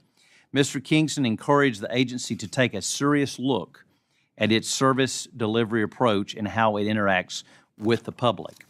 The agency clearly needs to examine how it can better serve the public online.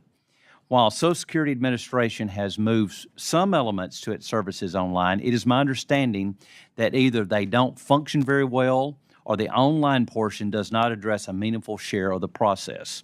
And so either way, the public is required to seek service at their local Social Security Administration office, and I'm sad to say that in 10 years, little has changed. The agency has struggled to implement IT changes that result in correct payments to the correct beneficiaries. Recent reports estimate that the Social Security Administration made over $72 billion in overpayments between 2015 and 2022. That's an average of $9 billion a year. And let me say, while I understand you have made efforts to improve the collection of process on these overpayments, and let the record reflect that, it certainly seems reasonable to ask if there are easier options would be, if the easier option would be to correct payments in the first place. Spending scarce resources trying to recoup payments, much of which will not be able to be repaid, hardly seems to be the solution that we should be making a priority. An independent assessment of the Social Security Administration's IT modernization plan by the accounting firm Ernst & Young concluded the agency's modernization programs was not effectively designed, and in some instances, the agency failed to implement or comply with its own policies and procedures. The audit also found in some instances the cost and return on investments were not being tracked. In fact, in the past few years, spending on IT has decreased by more than $80 million. Multiple agencies have had to face the challenges of fiscal discipline and a growing population, and I want to hear today about how Social Security Administration is leading the path in creating a sustainable customer service model that meets the needs of the public and balances the interests of the workforce and the taxpayer. Again, I sincerely thank you for coming today before us. There's a lot here, but I think these are some things that we do need to talk about. I would now like to yield the gentlelady from Connecticut, the ranking member DeLauro, and after she makes her opening statement, I would like to recognize the member for the great state of Maryland, Mr. Hoyer. Thank you, Chairman Adderholt, for holding this hearing on the Social Security Administration. My deep thanks go to today's witness, Commissioner Martin O'Malley, for appearing today. And I want to thank you for your leadership of this agency, which serves millions of seniors and Americans with disabilities, and for your forthright approach to sharing information with the Congress. We really appreciate all that you have done in a very relatively short period of time at the Social Security Administration, and we welcome you to the Labor HHS Subcommittee. I must say that while I am delighted you are here, and I look forward to today's conversation on the funding needs of Social Security, the administration. I'm disturbed that this committee appears disinterested in completing our work on time. We are 1 month from the expiration of the continuing resolution that we passed in September, without so much as a top-line agreement, let alone a final labor, health, and human services education bill that can become law. That deserves some scrutiny. This committee and this Congress should be laser-focused on finishing appropriations bills that can become law before the end of the year. Some of my colleagues want to delay our work until well into next year by passing yet another continuing resolution. America is demanding change. They want border security, public safety, help with extreme weather, natural disasters. Those are addressed by government funding bills, and continuing resolutions delay government getting to work. Forcing agencies to operate from continuing resolution to continuing resolution without consistent, predictable resources hurts the American people. It worsens the issues we examined with each hearing, and Democrats are ready and willing to negotiate. It is time for our Republican colleagues to come to the table. For this subcommittee, it is our responsibility to finish full-year appropriations for health, education, and labor programs, including the administrative expenses of the Social Security Administration, such as staff salaries and expenses, information technology, and buildings and facilities, which include over 1,200 field offices that serve communities across this country. And indeed, when I was chair, we increased investments in the Social Security Administration, an average of $339 million per year, with an increase of $785 million in fiscal year 2023, when we had Democratic majorities in both the House and the Senate. Our investments enabled the Social Security Administration to hire field office staff, allowed the states to hire desperately needed disability determination staff. But SSA needs much more to be able to adequately serve Americans who are duly entitled to receive Social Security. The partisan and extreme labor HHS bill the majority proposed for 2025, which was, by the way, never voted on by the full House of Representatives, included deep and harmful cuts to the Social Security Administration. That would mean closings, shorter operating hours at Social Security field offices, and delayed benefits to seniors and to those with disabilities. A cut to the administrative budget of your agency is a de facto cut to Social Security, because fewer Americans will be able to access their earned benefits. House Republicans may claim that they are not touching Social Security benefits, but in fact, indeed, they undermine the Social Security Administration. They are ultimately destroying the resources needed to carry out its mission, hurting seniors and disabled Americans. That is the goal here. This is their favorite play out of Grover Norquist, if people think about him many years ago, Grover Norquist's playbook, which he talked about shrinking government until it can drown it in a bathtub. If you defund an agency to the point of dysfunction, then it becomes easier to mislead the public into believing that that agency is not working. In other words, Republicans want Americans to believe their government is broken, and they are willing to break the government to prove it. Republicans are trying to break Social Security, while SSA is trying to serve more Americans than ever before. With less resources, Republicans are in effect cutting Social Security. Staffing shortages and historic beneficiary growth driven by the retirement of the baby boom generation have created a customer service crisis at the Social Security Administration, with significant backlogs, excessive employee workload, workloads and delays in issuing disability decisions that this committee must help the agency to address.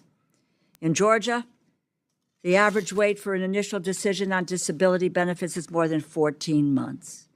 And people are waiting for over a year in Texas and Maryland. Over 1 million people are waiting for disability determinations around the country, with over 100,000 waiting in both California and Florida.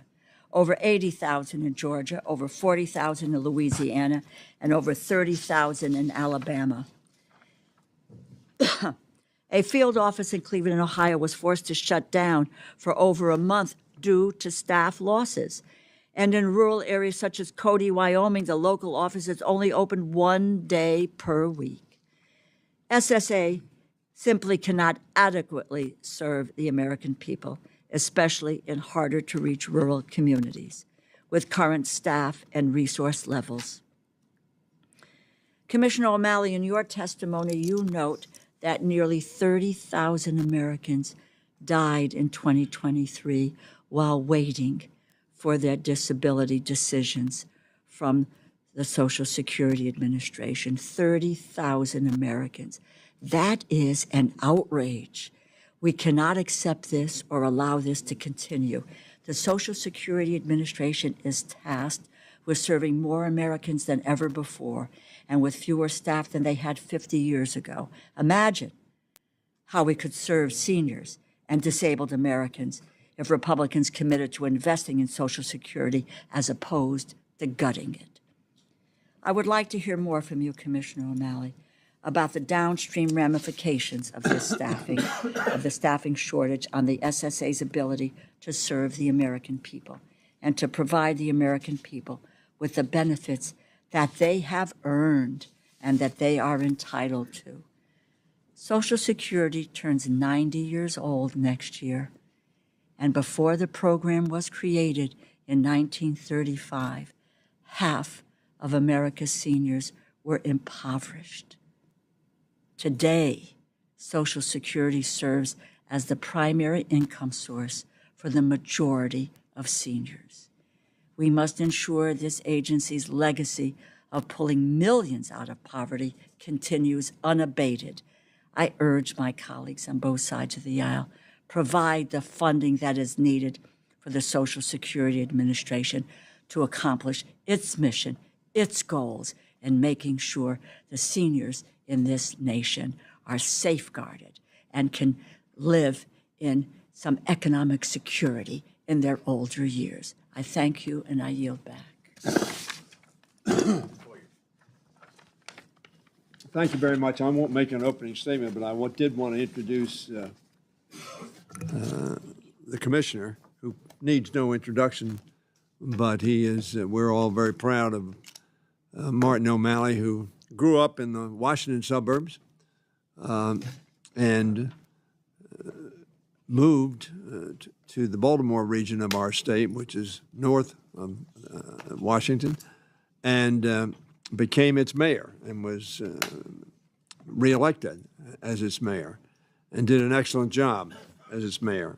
He then became our governor and was reelected for a second term, and so has served our state very ably. And he now serves our country very ably, and President Biden asked him to head up an agency which obviously needed some management skills that I think he has brought to the office. Mr. Chairman, you raised some significant issues that the IG has raised, and I'm sure that the commissioner will deal with those. But I want to welcome him to the committee and thank him for his service. Commissioner O'Malley, again, we welcome you here today. Thanks for being here, and the floor is yours. Mr. Chairman, Ranking Member DeLauro, members of the committee, Congressman Hoyer, one and all, Social Security is the greatest act of caring and compassion that the people of the United States have ever enacted for one another. It is a program that protects the dignity of every individual, that it lifts people out of poverty. It is the greatest example of the common good we share put into action. So I thank you for holding this critically important hearing. And as you pointed out yourself, Mr. Chairman, In fact, this is the very first appropriations hearing that Social Security has been granted in 10 years. As a result, the customer service challenge we face today at your Social Security Administration is perhaps the most daunting in its 89-year history. And that's saying a lot. 30,000 Americans dying, waiting in line, more than ever before in the history of the disability program, which President Eisenhower signed into law in 1954. But the reason for this crisis is not a mystery. Social Security today is struggling to serve more customers than ever with staffing that has been reduced to a 50-year low. People of my generation, the baby boomers, continue to swell the ranks of our active beneficiaries, and 10 years of blind neglect has reduced this agency's staffing to a 50-year low. This hard but central truth is the underlying context of our discussion here today, and I'm glad to get into those other matters. Go as granular as you would like, Mr. Chairman, and I thank you for the time you gave me in your office. This hard but central truth is the underlying context of everything we've struggled with this last year.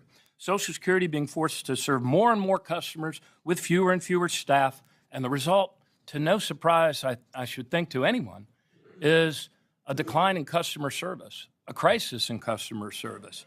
The American people deserve better. In fact, they already paid for better because most of the administrative cost actually comes from the FICA that they paid every 2 weeks. So you could restore the staffing of Social Security entirely out of the trust fund without adding a penny to the debt. And it would only advance the so-called depletion date by 30 days. So why are we doing this to ourselves? Why are we doing this to senior citizens in Alabama, Maryland, Connecticut, and places all across the United States? I know you've received their calls. I know you've heard their cries. So I hope you'll be heartened to learn that in recent months, notwithstanding the gaping, growing mismatch between rising customers and declining numbers of staff, reduced, I should say, numbers of staff, because 75% of our budget, Mr. Chairman, is staff. So when with a $500 million cut means we have to cut 500 million people out of places all over the United States. But nonetheless, we've taken serious actions this year to achieve real measurable progress on some of our toughest problems. We have reduced the backlog of administrative law judge hearings. You know, that's kind of the third level of appeal after they go through the state. We've reduced that now from 450 days at the beginning of the year, average processing time, and now we've gotten that down to 278 days. We hadn't gotten it that low in 20 or 30 years. We've driven down the wait time on the 1-800 number, which was routinely an hour or an hour and a half, and in October we got it down to 12 and a half minutes. We've eliminated the clawback cruelty that it would intercept 100% of a beneficiary's check if they didn't call us back on that 800 number to work out a repayment plan. And we've cleared more initial disability cases now for 22 weeks in a row than have been opened on the front end. And finally, we have driven up overall productivity by 6.2% over last year, which is one of the biggest year-over-year increases that we've ever had in productivity. These recent gains are important. I'm proud of the men and women of Social Security. It's like they're running up a downward moving escalator with fewer and fewer colleagues to do the work for the American people. But there is this growing mismatch will continue without your help, and we need your help. True story. Prior to 2018, through Democratic and Republican administrations alike, Social Security was allowed to operate on 1.2% overhead compared to the benefits paid. Now, if you were to compare that to a private insurance company, and Social Security is akin to an insurance company, Allstate operates on 19% overhead for benefits paid. Liberty Mutual, Liberty Biberty, operates on 23% overhead for benefits paid. And when we operated well, prior to 2018, it was at just 1.2%. Mr. Chairman, that's American effectiveness. That's American efficiency. That's an American government that works. But now we've been reduced to even less than 1%. and with it, staffing down to a 50-year low, even as our ranks grow to an all-time high. And the result is customer service staffing has been reduced to a 50-year low, and sadly, for no good reason. The American people are now denied the customer service that they paid for at the same time that they paid for their benefits. What good are benefits if you can't get through on the phone to access them? If you're unfortunate to become disabled at work and you've earned your benefits, what good is it to make you wait for a year or 2 years in order to get those benefits? The president's budget for Social Security would be a big step in the right direction. The $15.4 billion would allow us to greatly restore the field offices that I know we all care so much about, that have been, by the way, greatly hollowed out over the last 10 years. I encourage all of you, visit one, visit two. I've visited 100. There's a lot more windows than there are staff. And it's not because we're lazy. It's not because we don't show up for work. It's because there are fewer of us. The president's budget would allow us to greatly restore staffing at the field offices, the state DDS offices, the 1-800 number, which suffers 24% attrition rate, and it would allow us to finally to make some meaningful headway in modernizing our very old technology. And I thank you, Mr. Chairman, for acknowledging that the modernization budget has dwindled to nothing. You know, when you're operating on COBOL legacy systems without any IT modernization, more and more of that budget every year is taken up with keeping it taped together. In fact, any amount less than the president's budget would have severe consequences for every American. We cannot stand back and watch this agency crater. It is a sacred promise to the people of the United States. They worked their entire life so Social Security would be there for them.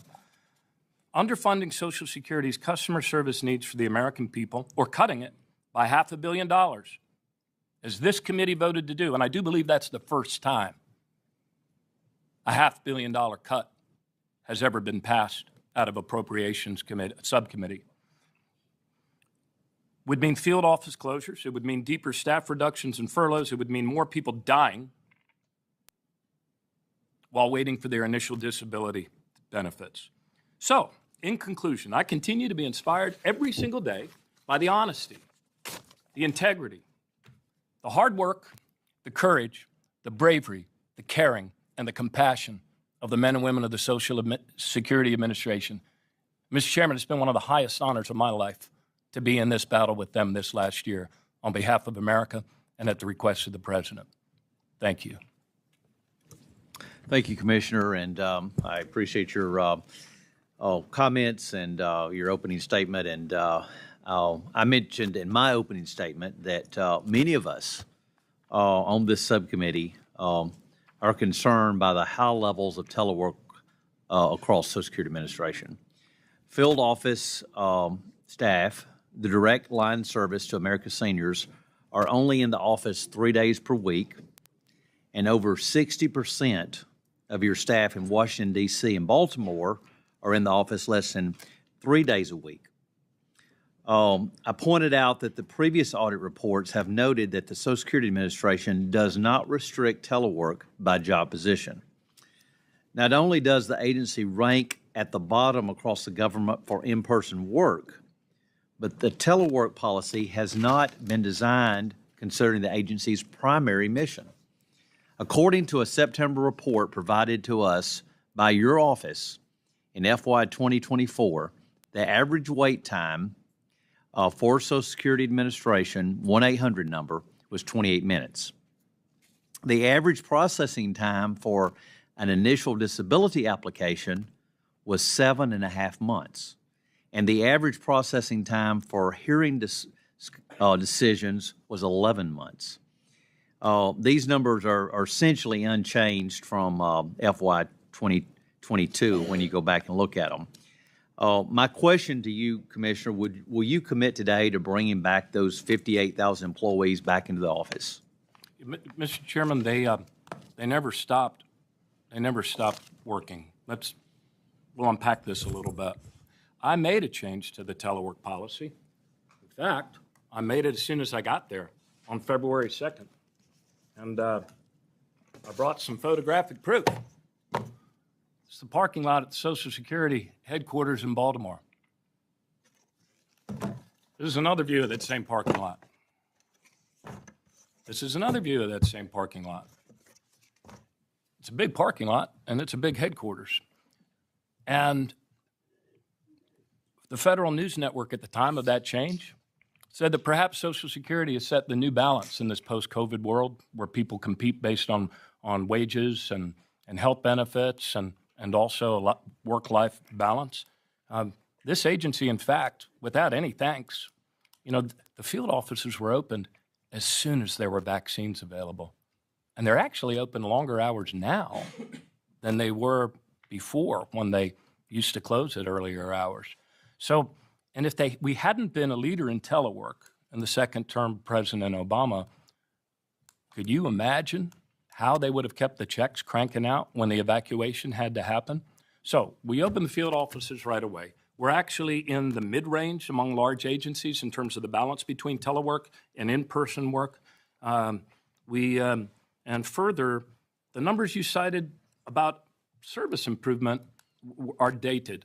If you want to see the live, like up-to-date to the month service delivery, on Social Security's website, there's an icon called Security Stat.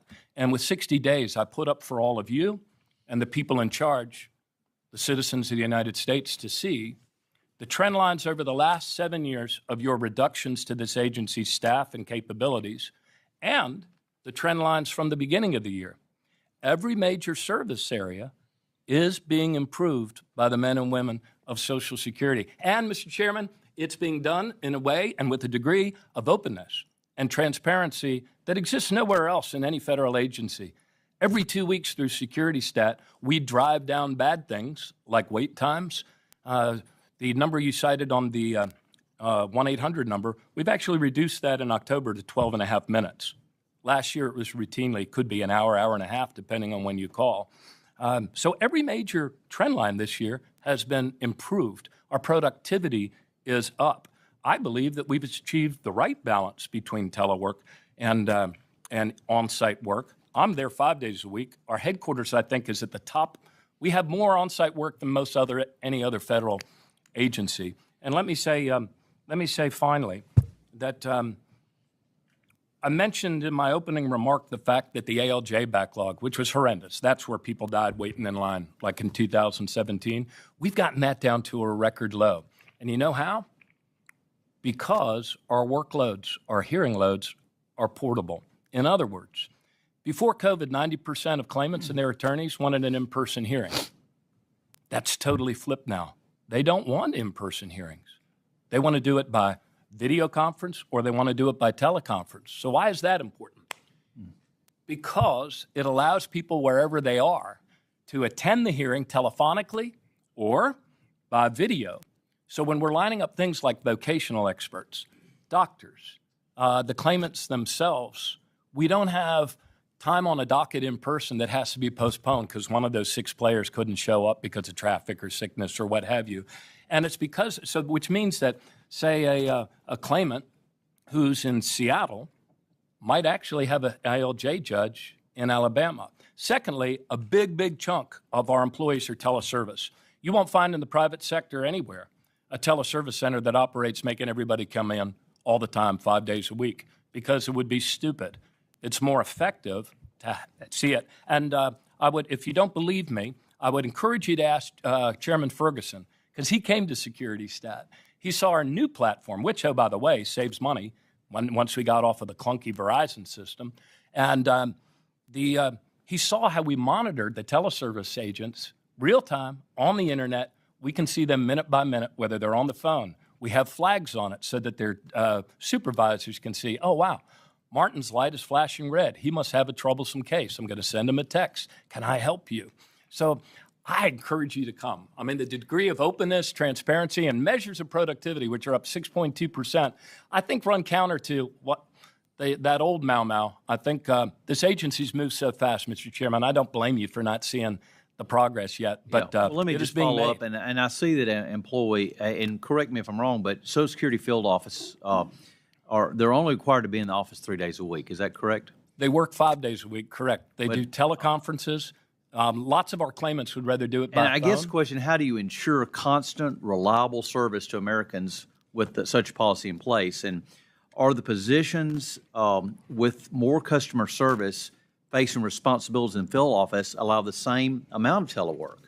And I guess, and then also, does the employees union play any role in determining this? No, the employees union, well, the employees union is the elected representatives of the employees. I meet with them every month. I meet with the advocates every month. I meet with my command staff around the city security stat table every 2 weeks on a rotating basis, and have since I first went there. So I meet with everybody regularly, because that's how I get the feedback to know whether the things we're doing are working or not working. So I think your question, if I'm understanding the call of your question, Mr. Chairman, is how do we know they're being productive? Right. Yes, sir. All of the main lines of service that we provide as Social Security Administration are online for everyone to see. Help me out with that tab. I've got open data that could choke a donkey. Can you show me the tab on the? So let me. The way we know they're productive, Mr. Chairman, is this. For the teleservice centers, every agent has a scorecard, and we've brought back the international colors of good to bad, red, yellow, green, and we measure 4 different things across every agent, including a constantly on medallia survey of customer service, which we have driven up to an all-time high in terms of that response. I guess what I'm asking, but you really don't feel like there's a need right now to bring back into office? No, sir, I don't. I think we have, if we didn't have a better balance, we wouldn't have driven up productivity by 62.2%, the biggest uptick in 5 years. And that's all audited. If we didn't have an effective balance, we wouldn't be able to serve more customers than ever with staffing that Congress has reduced to a 50-year low. And here's another thing. We have this thing called a tool called the Field Office Optimizer that shows us in real time what the wait times are in any field office. They vary across the country. But some of them that have the largest wait times are also the most productive. Well, let me just, my time is gone. I don't want to take from my ranking member, but like I said, let me just go on record so that many on the subcommittee and in the House, we're very concerned about the high levels of telework across the administration, and we would like to see that addressed in some way. I will now turn to my ranking member, Mr. Laurel. I would hope that we would be concerned with the productivity, however that's achieved. I mean, that is the issue.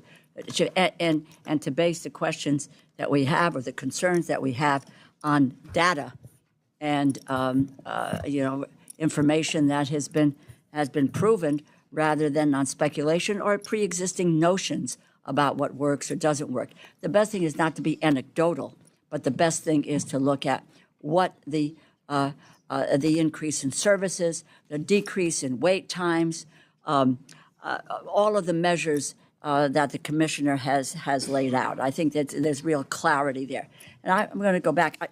I will ask something about the disabilities and how to dealing with the backlog there. But I have, I think, more fundamental question, Commissioner. As I said in my opening statement, and I want to see if you would agree with this, do you agree with me that a cut in the administration of the Social Security Administration is a de facto cut to Social Security? And tell us how. Well, it absolutely is, Madam Chair. The people, all their lives when they work, part of their FICA that they pay in all year so that they don't die under a bridge in poverty in their old age, goes to Social Security Trust Fund. And that's the fund that allows us to pay benefits, the one that we racked up a big surplus in, a reserve surplus, so we could cover the years of the baby boomers. At the same time, though, those dollars were also supposed to pay for the overhead of this agency. And until pretty recently, that overhead, that 1.2% that I talked about, that was always mandatory spending because most of it came out of the same FICA tax rather than general federal revenues. But for some strange reason, maybe it was in the age of caps and those things, the size of our agency, we're the second biggest annual spend compared, only after the Department of Defense. Let's do an audit there. So the size of the agency may give you all room to put more focus on labor H. It says a lot that we don't even warrant an S in the name of your committee when we're the second largest spend in the federal government. So a cut to customer service is a cut to the American people's Social Security. They have a right to those benefits. They've earned them. And at the same time, they've already paid for the customer service necessary to effectuate them. I've probably visited 100 field offices in America by now, in many of your districts. And every time, Mr. Chairman, I don't go in the back door. I go in the front door and sit with our people, and I ask them, how long you been waiting? What is it that you need? I've talked to widows who, for the first time, articulate that they are there for survivor benefits. I've talked to grandmothers bringing in their grandson for a redetermination. It's not right. It's not right that they should be denied the customer service that they already paid for. And it's a solvable problem. Just like the long-term fiscal health of Social Security is a solvable problem, man, this one's even easier. If you just allowed us to go back to that effective and efficient 1.2%, Mr. Chairman, your Social Security Administration, once again, would be the most effective and efficient in the United States of America.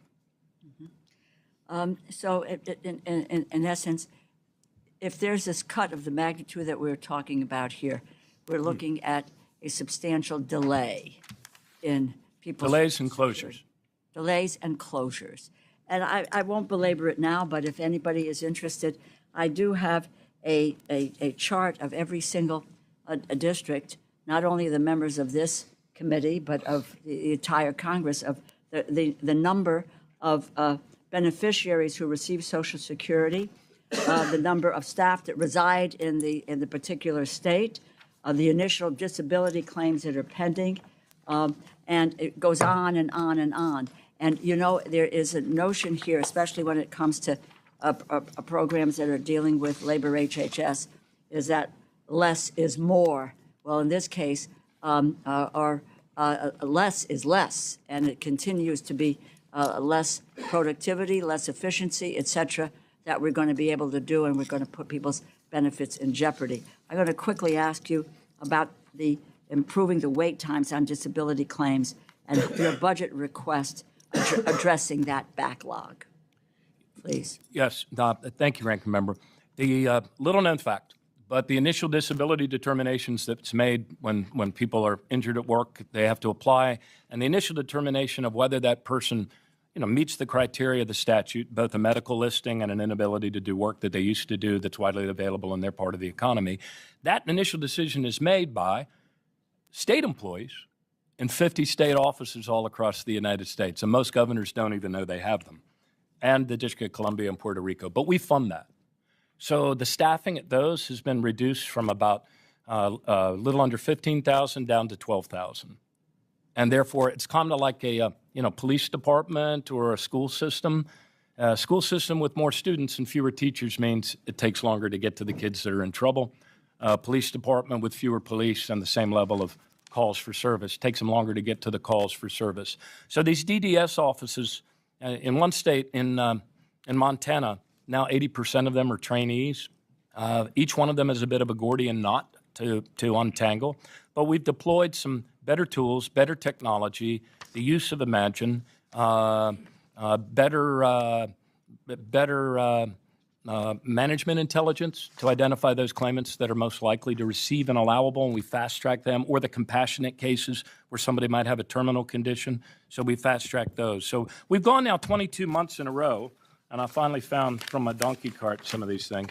This is on our website, so that's kind of the peak of the disability backlog. We've now closed more cases on the back end every week for the last 22 weeks. We need to keep it going, but a $500 million cut would mean that goes back up, more people die waiting in line.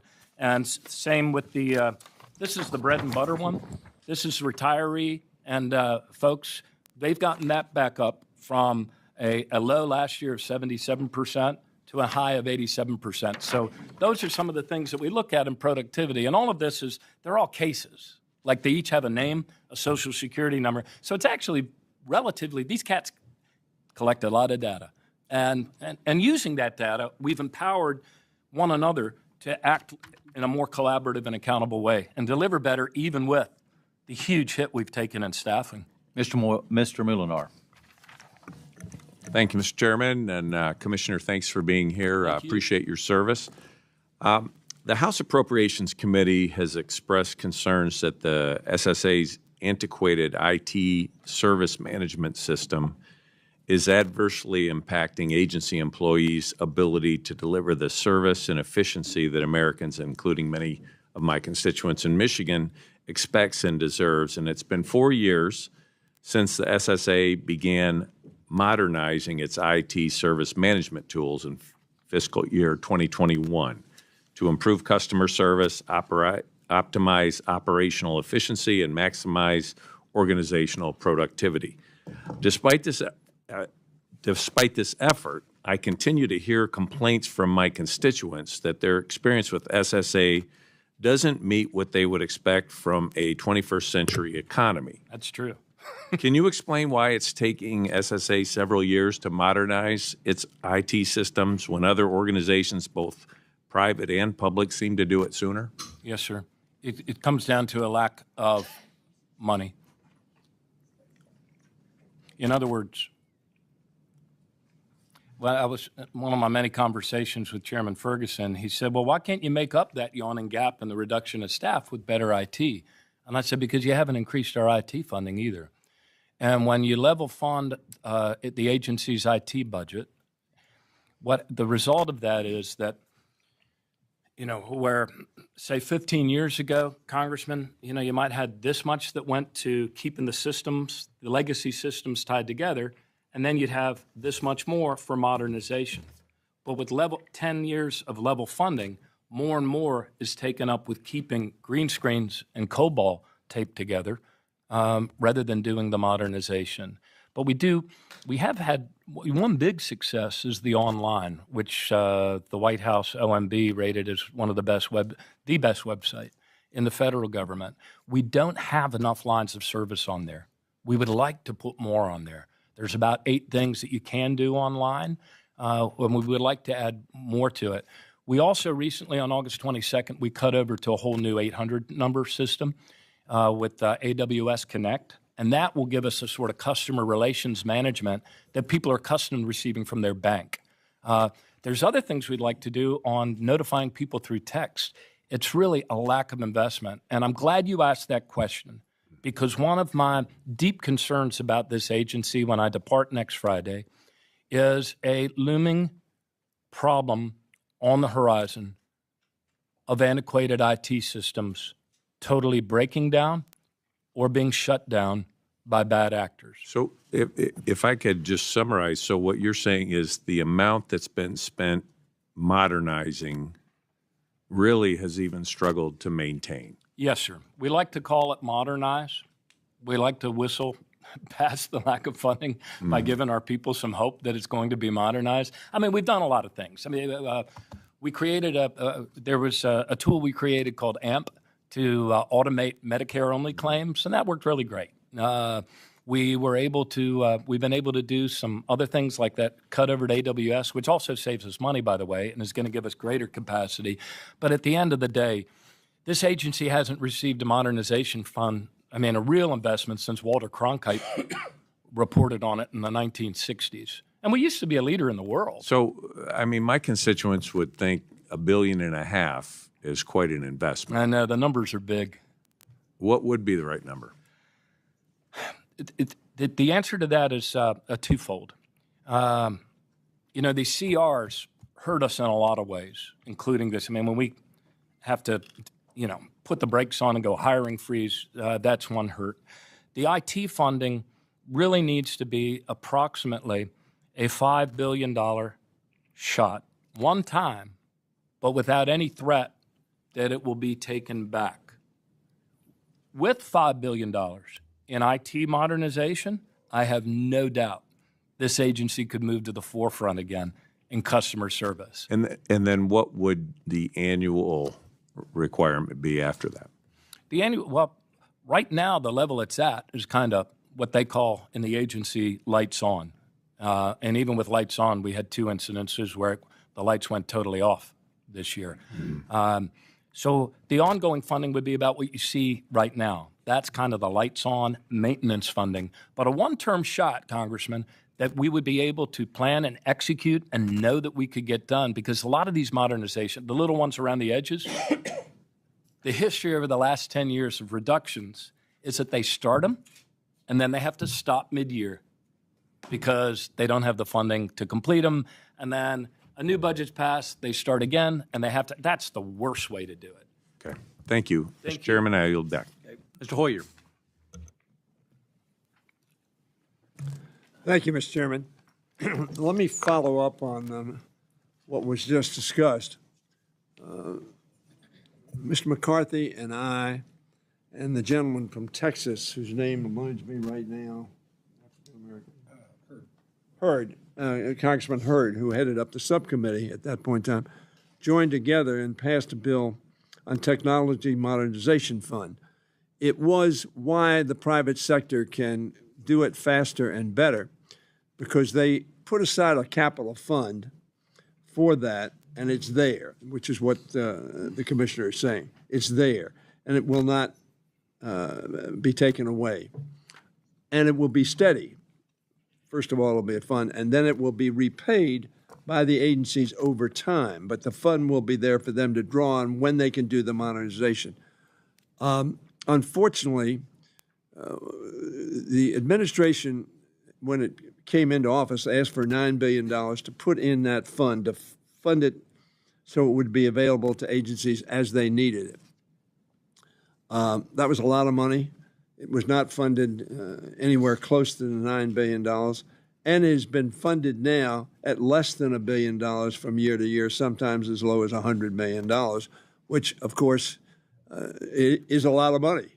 But it's not a lot of money when you're talking about the sums necessary to do the kinds of volume work that we're doing. And I appreciate, Mr. Commissioner, your answer to that, because I think that's the right answer. And I'd be glad to join my friend and this committee in looking at that Technological Modernization Fund, because the IRS has had that same problem, not having the money. And I, of course, echo how inefficient and how costly to the American taxpayer is the CRs. The fact that we don't do our work on time, passing discreetly 12 appropriation bills so that our agencies know what funds they have prior to the beginning of a fiscal year, costs us literally billions of dollars and extraordinarily inefficient. Mr. Commissioner, I don't know that I have a question for you, but I do congratulate you on the efforts that you have brought. You did that in Baltimore as well, on the statistical analysis of what was being done, how efficiently and effectively it was done, and how timely it was being done. Performance management. Yeah, and that had made a huge difference in the city when you were. Thank you. And also at the state level. Yes, sir. You did the same thing. We were younger then. Well, I'm still young. You're getting older. I'm trying to avoid that with not much success. But in any event, I want to thank you for bringing that managerial formula to that so you can answer questions, because the taxpayer deserves the questions. We are the agent of the taxpayer to get answers to that question. And are we getting more effective? Are we getting more efficiency? And very frankly, we have the same problem. I had the subcommittee, or the ranking member, at one point was the head of the committee that deals with IRS. And the same thing that you have talked about in terms of increasing population, increasing number of returns, increasing dollar values, and very steeply decreasing employees, which is why, for instance, overseeing millionaires' tax returns, which was at one time 9%, is now at 0.6%. 0.6% of those who file tax returns over $1 million are being audited. A substantially higher percentage of those who have returns under that. Why? Because they're simple. And it's not employee intensive. And so that's not being done. And the same applies to, obviously, the very substantial increase as America ages that your agency is required to deal with. And that's why I've been so inspired, Mr. Chairman and Congressman, by the way the senior executive service and employees of Social Security have responded to performance management, the openness and transparency. I knew from afar, even before I was confirmed, that they have to collect a lot of data, our earnings ever since our first summer job. And so when in the confirmation hearing, Senator Cassidy actually asked me, he said, how quickly can you turn around historic data and real-time data on service delivery? I said, 60 days. He said, 60 days, we'll hold you to it. And we did. Now, it took OMB another 90 days to review it and say it was okay, but I got it to him in 60 days, and it's up on our website now. There is a new way of governing emerging in America, and it's all about openness. It's about transparency. It's about getting things done and delivering the goods of the republic that make a republic worth having. In closing, I've run out of my time, but Mr. Chairman, one of the things I think that we ought to do is look at the private sector because the pandemic changed the way many in the private sector did business. And they found that it was more efficient to be off-site than on-site. And in fact, if we made that comparison, I think it would be instructive to us as you deal with the concerns that we all have about how effectively off-site work is for the American people, or are people off-site and not doing the work that we expect them to do? Right, the productivity numbers seem to be are the best thing to look at. Thank you, Mr. Chairman.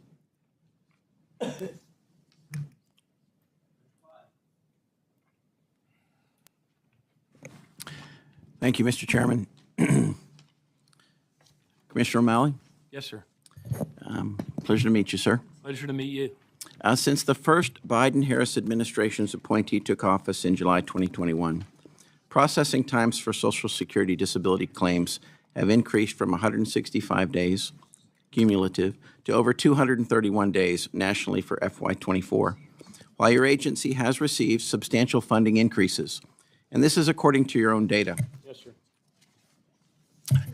When I look at that 231-day figure, for example, it says that the total cumulative average processing time for initial disability claims, which is 231 days for FY24, included 21.5 days for Social Security field offices, 186.2 days at state DDS offices, and 23.4 days at other public or at other parts of the application process. And the data for FY24 is from the Social Security's Fiscal Year 2024 actual performance publication. So these are your numbers. Yes, sir. All right. Do you agree with them? Yes, sir. Okay, great. Fantastic. So what is the current regulatory requirement for state? What is the current regulatory requirement for days? Oh, for days? For initial processing of disability claims, excuse me. There is none, but historically, before the staffing reductions, we were hitting it at about 120-day average. In Maryland, they're over 366 today. Yeah, I know Maryland, I think, is pretty bad. South Carolina's the worst. Yeah, it is. Well, actually, there is a requirement, sir, and it's 20 CFR 404.1642 for state, and that is 49.5 days for DDS in state, and that's in the regs. All right, I'm surprised you don't know that, sir. So, your FY25 goal. What do those regs state to? I wasn't aware. I've never ever heard that number. All right, all right. Thank you. I learn something new every day in this job, and I have 10 more days to learn. Well, I wish you well on where you're going, sir. Thank you. Now, your FY24-25 priority goals, all right, say by September, and this is, again, your yes, sir. From your agency. I live and breathe it every day. Okay, by September 30th, 2025, achieve an average processing time for initial disability claims of 215 days.